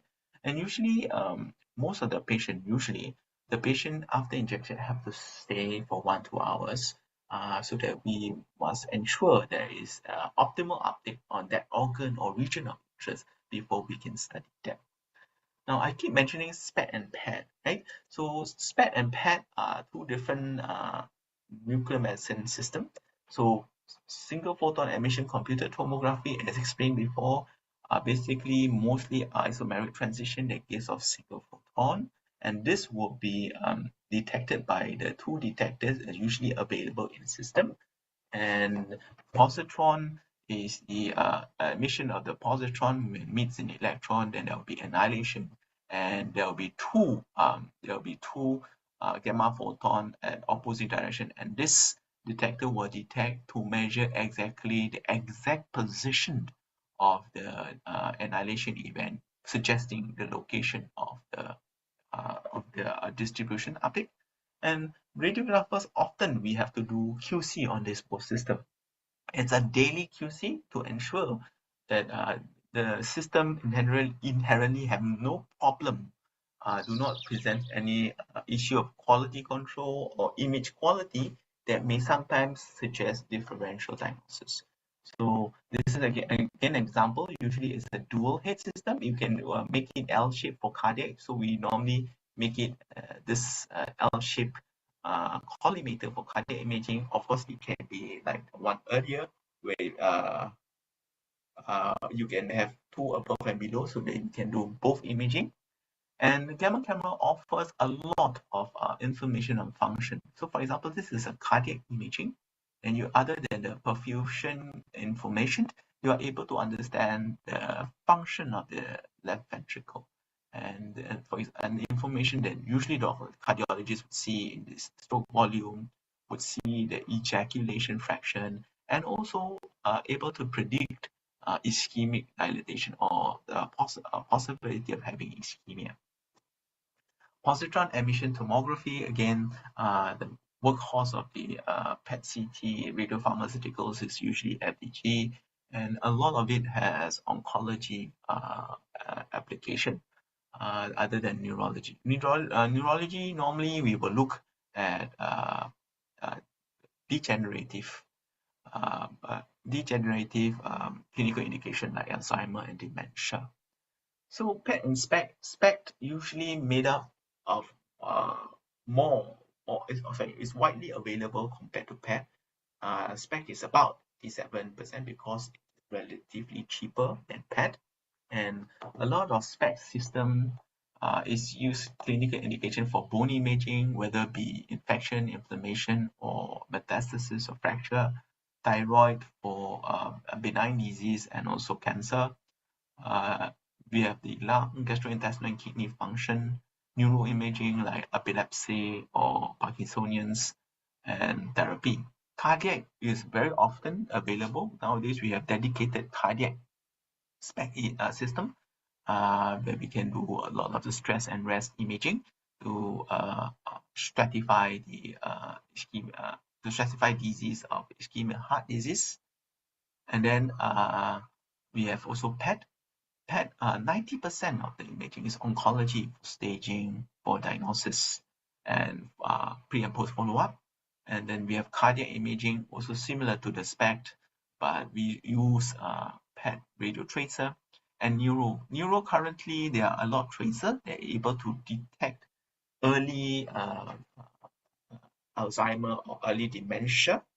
So this is early Alzheimer and dementia, and also we study many other oncological application of neuro, and also others include therapy, PET therapy imaging. And also to look at our small dot of ours in Singapore, we currently have 4 cyclotrons. So these 4 cyclotrons are the one that provide those PET-CT centers in Singapore. So 2 are commercially available. 1 is available in the US for research, and we have 1 in Singapore General Hospital. So in Singapore General Hospital is the only restructured or public hospital that has a cyclotron, and it also supplies many other clinics in hospital. SPECT system, we have about 9 SPECT system, and usually most of them are the cardiac dedicated system. And these are all the hybrid system that we have in Singapore. We have 13 SPECT CT, we have 17 PET CT. Out of the 17, 4 of them are in the restructured or public hospital, and then 2 PET MRI. 1 is in a private hospital, and the other 1 is for research. Now, since just the PET and SPECT only, technology has also advanced into SPECT CT, PET CT. We have now the addition of CT on top of SPECT. So sometimes we have the CT gantry, and then the anteriorly we have the 2 SPECT detector, which is used to detect lesion and to localize lesion, SPECT lesion. Same thing for PET. We also have the CT, and we also have the PET gantry. Now these 2 are hybrid system. Even though they are hybrid system, the acquisition takes place in 2 parts. So you have the CT, which usually takes less than a minute, and then you have a PET acquisition. Depending on the radio tracer and the study, it may take up to 15 to 20 minutes. So that's why it is imperative that the radiographer explain to the patient and ensure that patient doesn't move between these 2 acquisitions, because if the patient move at any time, then there will be what we call hardware misregistration, meaning one part of the scan patient and it does the image, we are not able to register 2 images together. And what do I mean by registration? Now the CT has an advantage. The CT, if you look on our just general nuclear medicine images, you see things like this. unusual distribution accumulation of uptake, but we can't say for sure exactly where it is at which part of the body. And for the referring clinician also, they cannot make up an understanding what does this correlate to.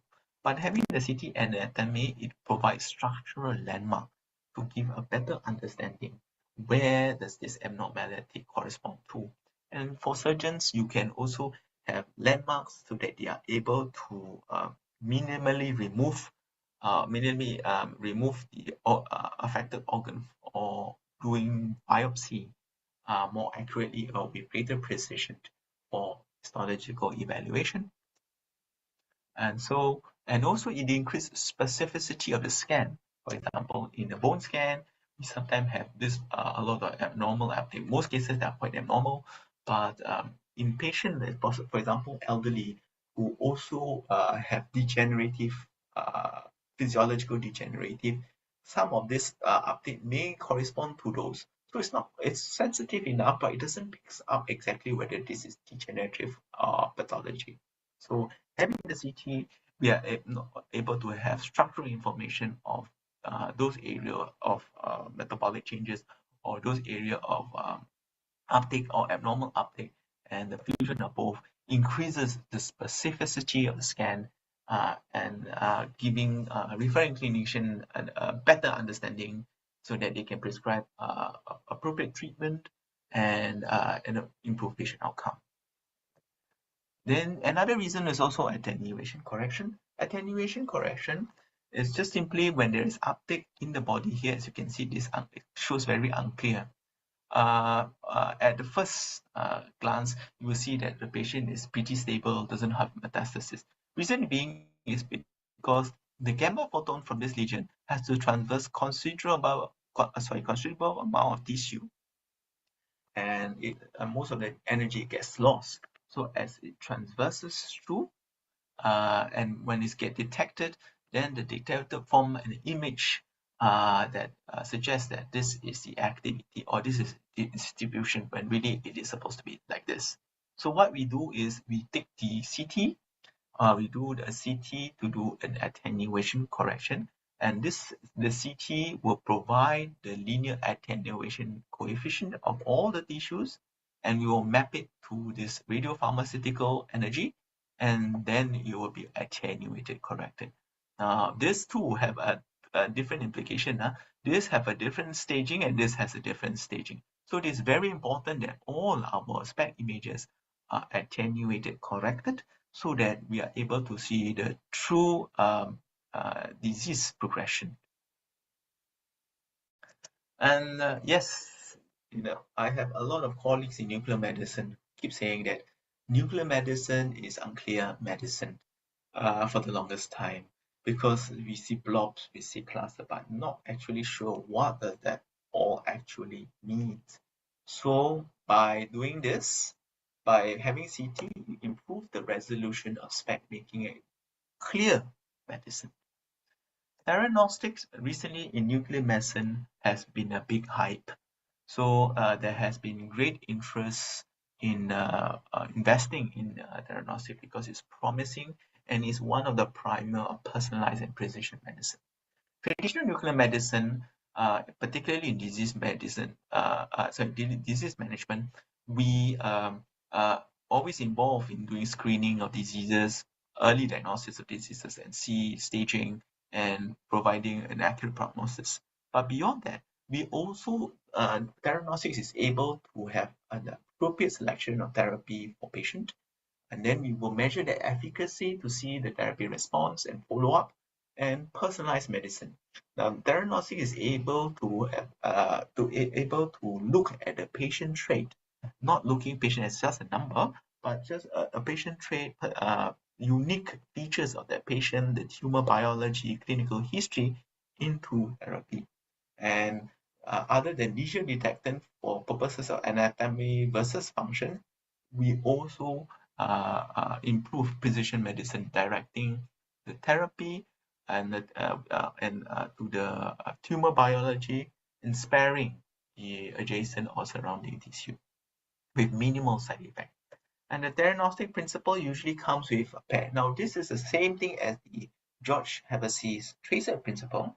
It's like a lock and key. So we have the lock and key. The lock is the cancer cell, which, and with the correct key, you open the door, right? So in this case, the key, we link it with a radioactive compound. Now, this radioactive compound can be for diagnostic purpose. That means it emits gamma photon, so that it provides a roadmap for exactly where the tumors are, and we can also calculate dose, whether the tumor received the maximum dose while sparing the surrounding tissue.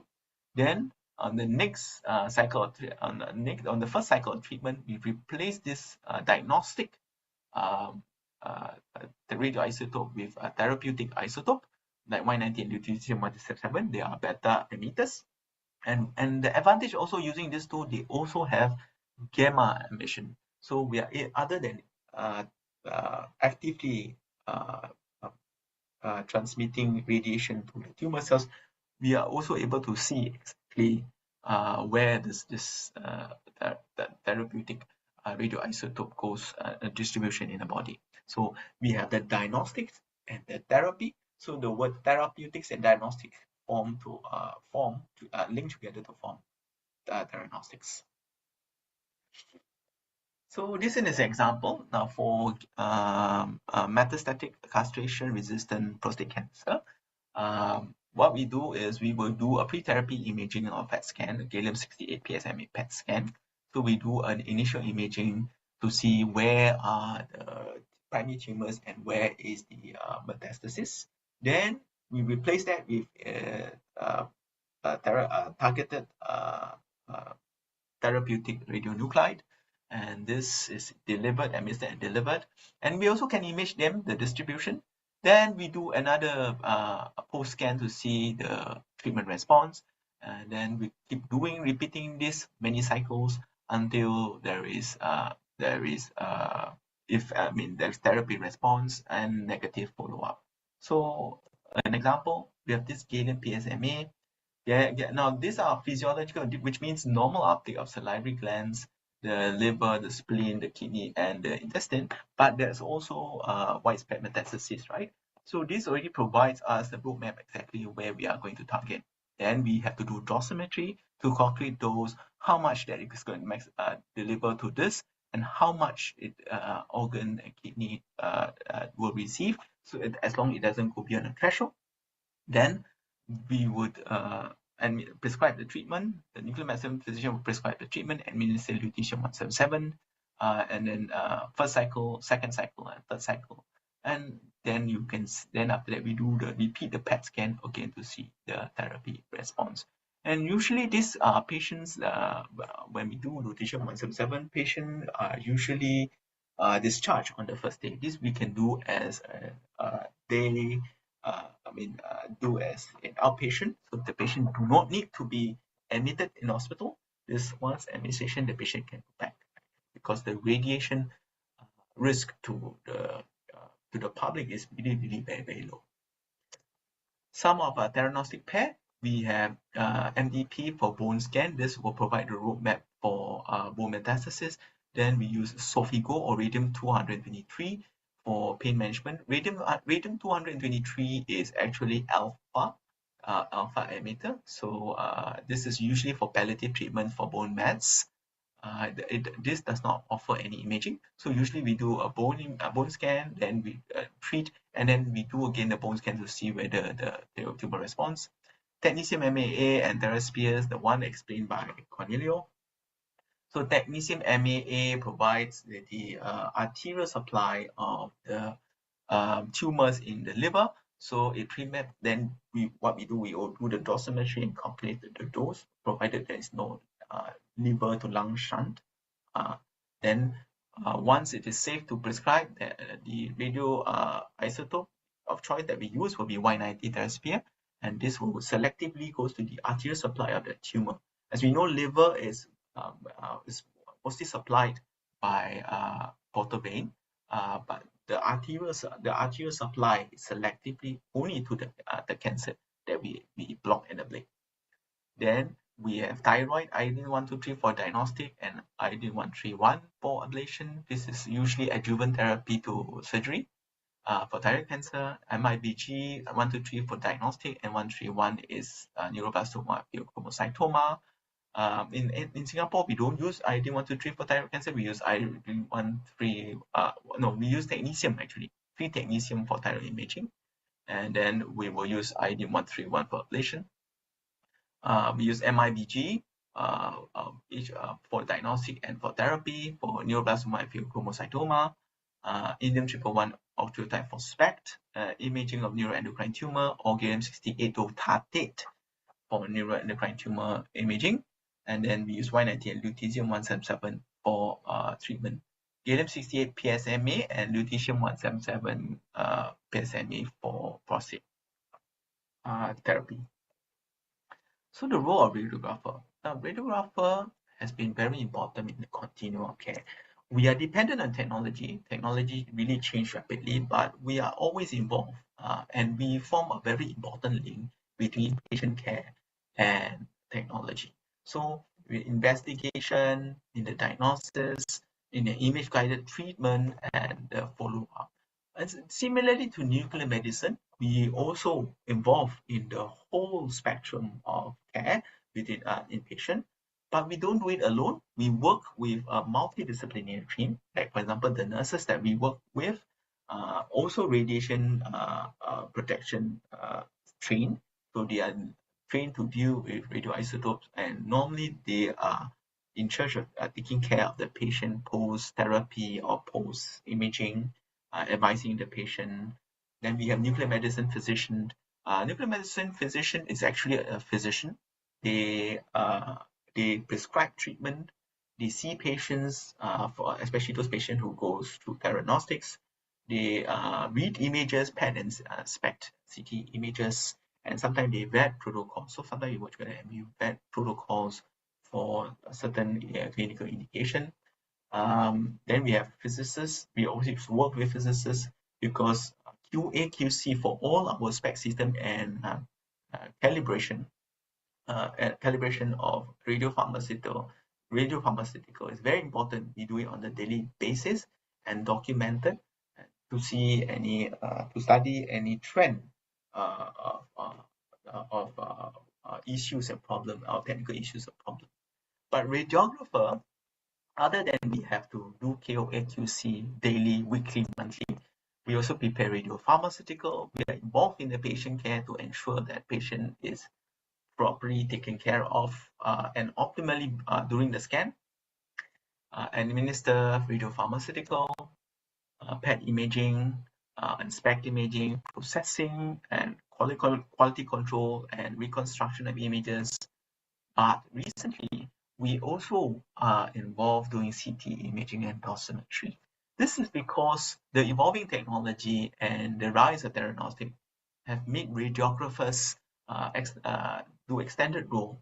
Now, for CT imaging, most of the hybrid imaging can be also a standalone CT because it's a diagnostic CT. The same capability you'll find in the radiology department. In fact, there are a lot of other departments where I did training use the CT for to clear backlogs of in the radiology department, doing emergency CT. And also, I also see some use the CT for radiation CT simulation. And the same capability is required in training of doing CT. That means you are able to use contrast, you are able to do multiphasic CT, and you are able to do different acquisition of CT. And also the gatekeeper of dose, because other than the tracer, they already inherently have the dose, but we also need to be careful on the CT parameters. That's why the training is very, very important in doing doing CT in order to provide radiation dose safe for patient. But in the past, we used to have radiographers only doing operating the CT and nuclear med operating the nuclear part, which is not a very productive use of workforce. I remember this many years ago in Australia. My colleagues told me before, my friends who would work in Australia. But now things have changed. The capability it's required that all nuclear medicine technologists or radiographers be competent in CT, and not only the low dose CT, but also the entire spectrum of the CT imaging. So that to ensure this continual care within the nuclear medicine, rather than sending patient back to CT doing the CT scan, the patient can do everything in the nuclear medicine. Then dosimetry, because the rise of theranostics, there is a need to do dosimetry. Now, radiographers actually championed in doing segmentation. I know for a fact that in the past, dosimetry was done by physicists, but physicists are not quite good in reading sectional anatomy images.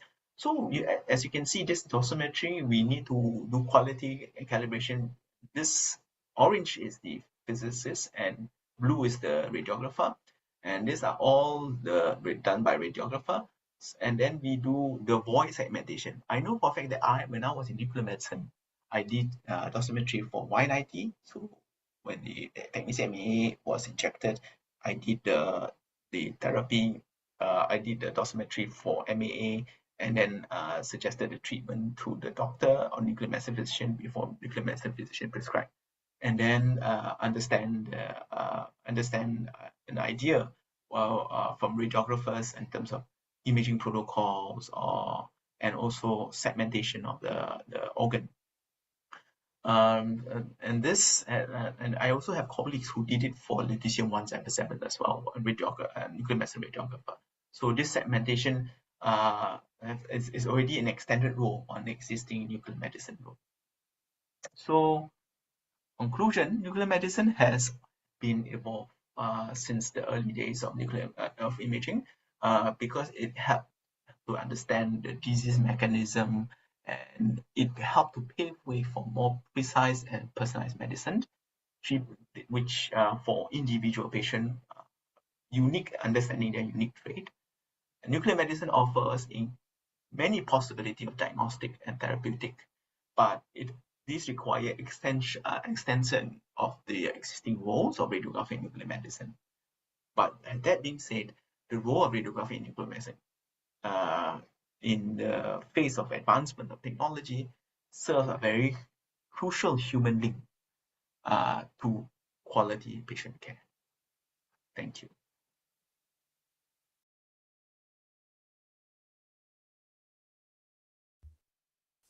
All right, thank you, Mr. Fairuz, for the presentation on nuclear medicine. We will start with the Q&A for both presentations. So first off, I would like to offer this platform to the panelists. If any of the panelists have any questions they would like to raise to two of the speakers here, Mr. Fairuz and Mr. Padre. I have a question for Cornelio, Mr. Cornelio. Yeah, please go ahead. You hear me? Yes, I can hear you. Yes. I saw you show in hybrid system room you need to do radiographer. How you can share the workflow for two radiographer in hybrid system room. The first question. The second question, you recommend for one. I feel if radiographer work in hybrid system room, like very busy.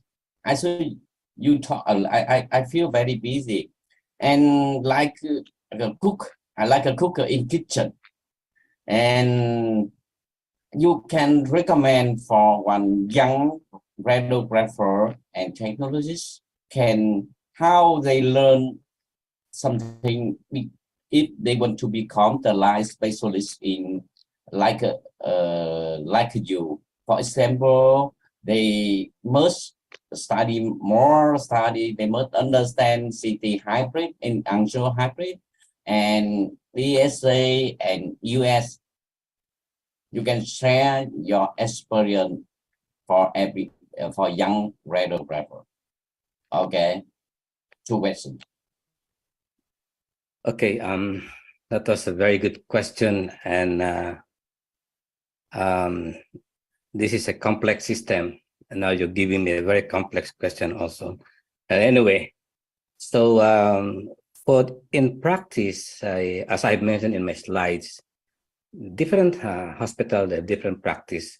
Who is supposed to operate the CR arm of the table? I'll give you an example. In Japan, the radiographer is just sitting outside.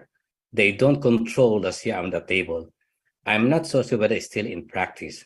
So the reason why I'm proposing 2 radiographers, since we are the one controlling the table and the CR arm, one radiographer is inside manipulating the CR on the table and the radiographer outside. So again, for the major components that we are operating during procedure, especially for vascular cases specifically, there is a intraarterial CT and DSA imaging involved. At some point, let's say, for example, for the hepatic case, and you have done like a roadmap or proper hepatic ICT, wherein you can opacify well the hepatic arteries, and you need to identify the particular artery that supplies the lesion. The radiographer from the control room can help to do the embo planning or identify the feeding artery while the procedure is going on.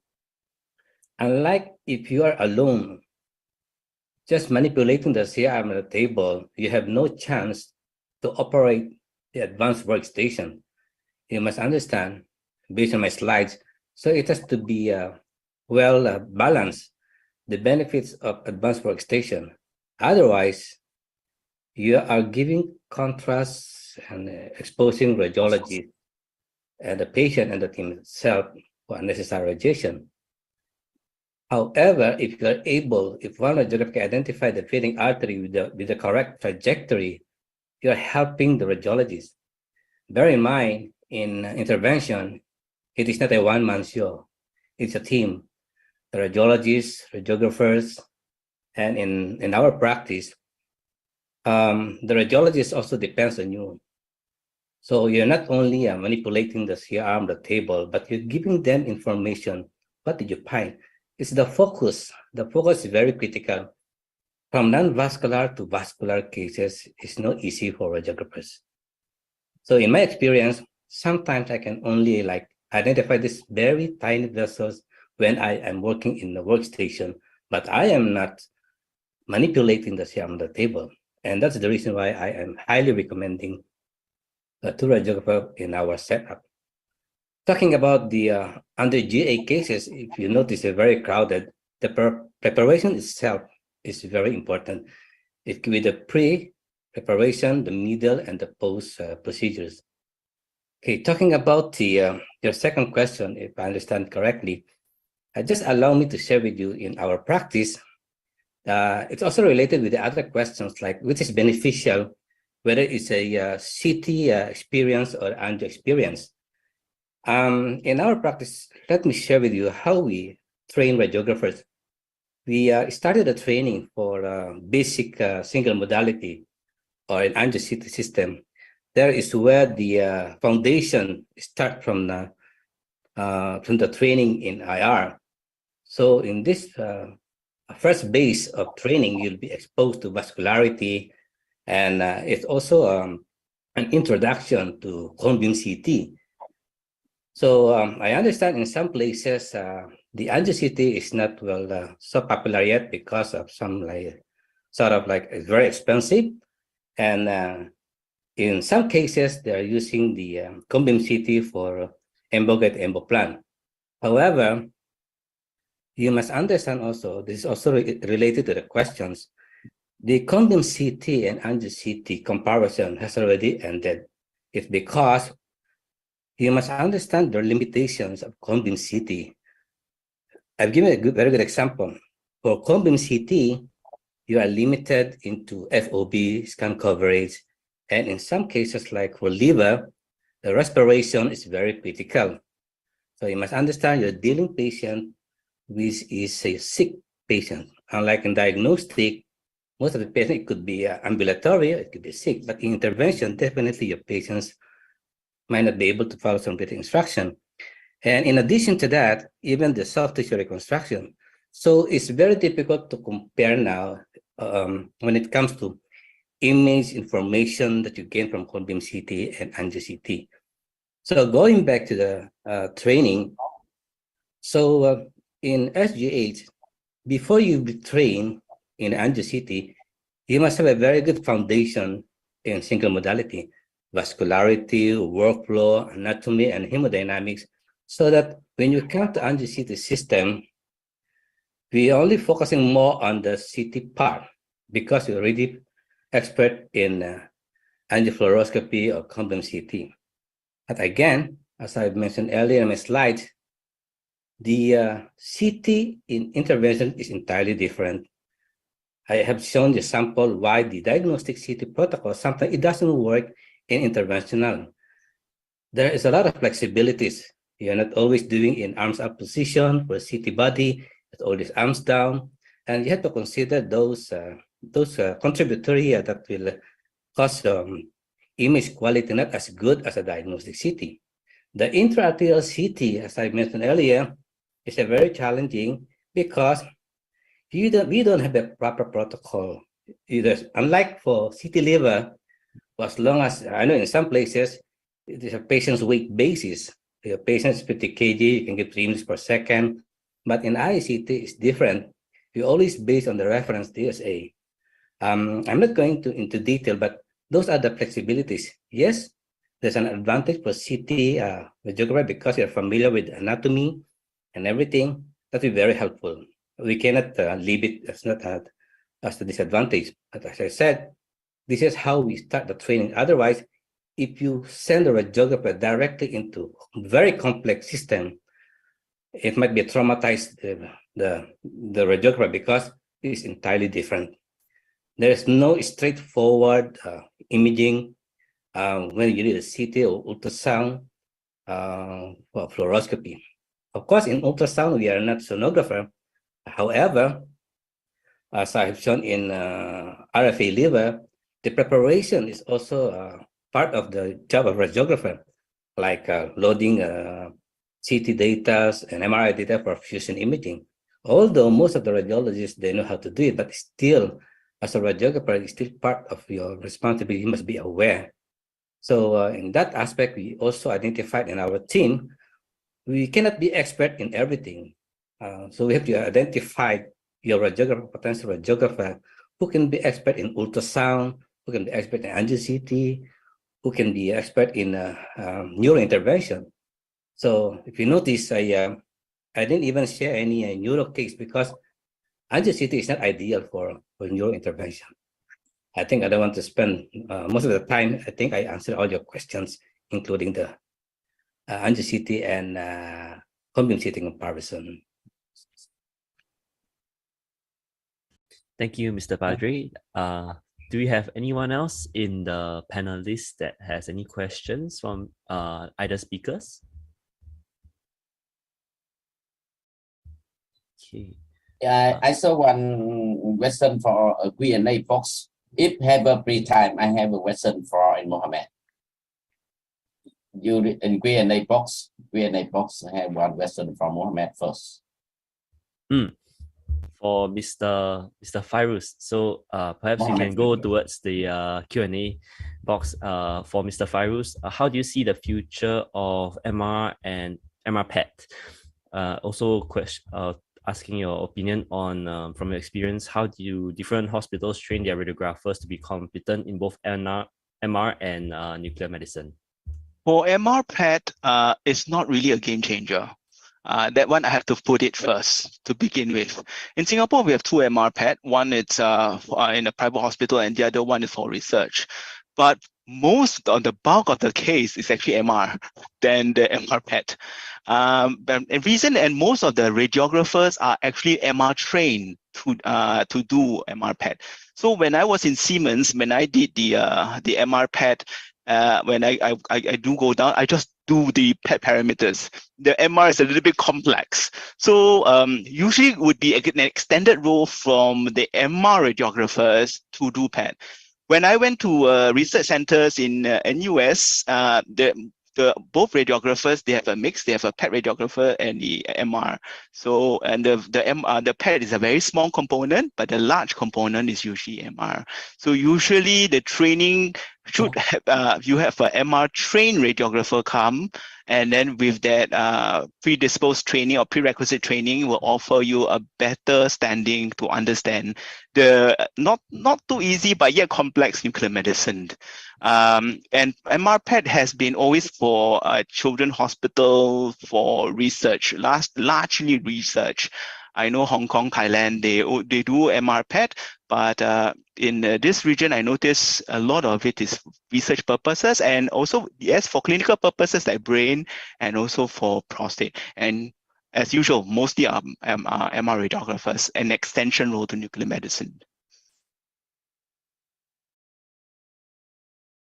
All right, thank you so much for your answer.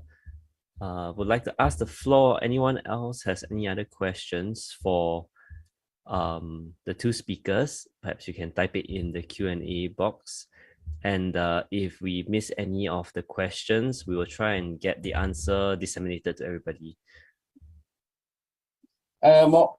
Ferry, I saw you saw in your workflow in have a nurse, physicist, and radiographer in nuclear medicine.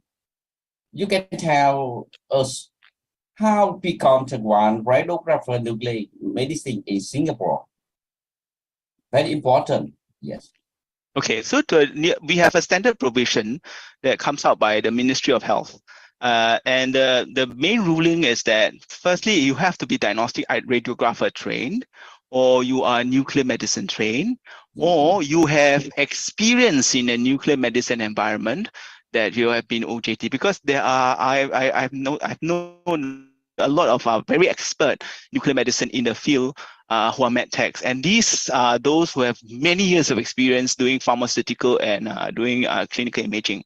So we have that directive for the ministry to say that, okay, as long you fulfill this whether by qualification or by experience, and again you will be supervised, then you can be nuclear medicine radiographers. The nurses are general nurses, but they are of course under the supervision of radiographers and nuclear medicine physician. And the physicist is a subspecialized. However, in Singapore, we do not have a subspecialized physicist. They are general physicists. Unlike other countries, they have a nuclear medicine physicist and radiology physicist. Singapore, we don't. So most of the specialization come from the on-the-job training. I hope that answers your question. Yes, thank you. Yes, I saw the word nuclear radiographer nuclear medicine in your workflow very important and yes. Understand. Okay, thank you so much. Thank you. All right, thank you so much for the answer and the questions from everybody. If there are no other questions coming from the panelists or the attendees, we would like to have Ms. Pichi Luna to do the closing address for this 30th CPD Asia. Yes, sure. Thank you, moderator Tan Han Min. And again, thank you very much to SSR president and to our panelists. We have the SSR that has provided us with two great speakers. Thank you, speakers, Mr. Cornelio Gutierrez Padre and Mr. Mohammed Pyrus. We have learned so much from your very interesting discussions. And so now I know everybody's excited to know about the next exciting online CPD Asia schedule. So without further ado, please welcome Mr. Yusuke Akita, the Academic and International Director of the JSMIM, the Japan Society of Medical Image Management, to give an invitation for the next Asia CPD. Hey, hello everyone. Good evening or good afternoon. So, Japan will host the next seminar. This is the first time. Thank you for letting us participate in CPD. So, okay, may I share my presentation? Just wait. これかな? Can you see that? Yes. Okay. Okay, so the next seminar is on November 11 JST time from 5:30 p.m. This is GMT +9. This means if you are in Macau or Philippines, for example, you are from 4:30 p.m., right? And the theme is medical image management. We'll introduce Japanese rules and cases. And let's discuss how it is different or the same with your country. So today I have something I want to try. I will share the next presentation. Can you see this? Okay. So if you can see this, right, so please read the QR code below left by your smartphone. And please answer the question.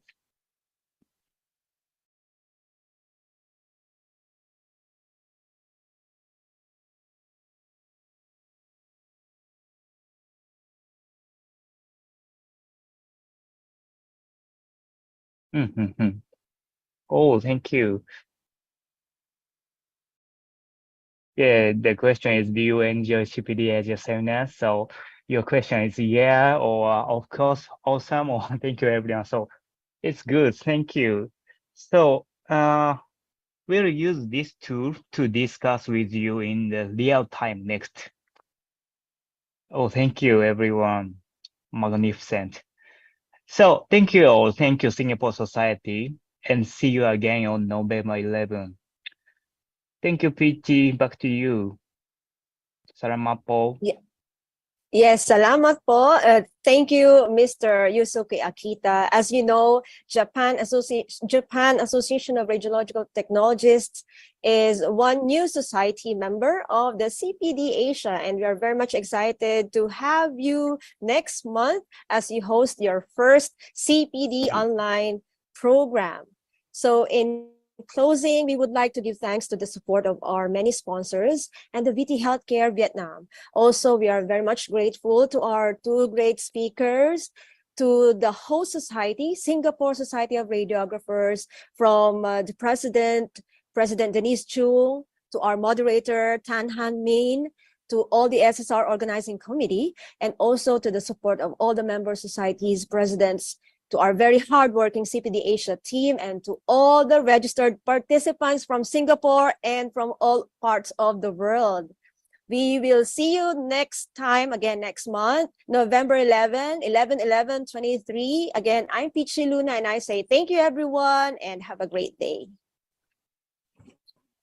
Thank you. Thank you. Thank you, Thank you, everyone. Bye-bye. Bye. Thank you. Bye-bye, everyone. Bye-bye. Happy birthday, President Fernando Cop. Happy birthday. Thank you. Thank See you. everyone in November. Thanks, everyone. Yes. I'll be closing the webinar. Thanks, Thank you everyone. all. Thank you. Thank you. Recording stopped.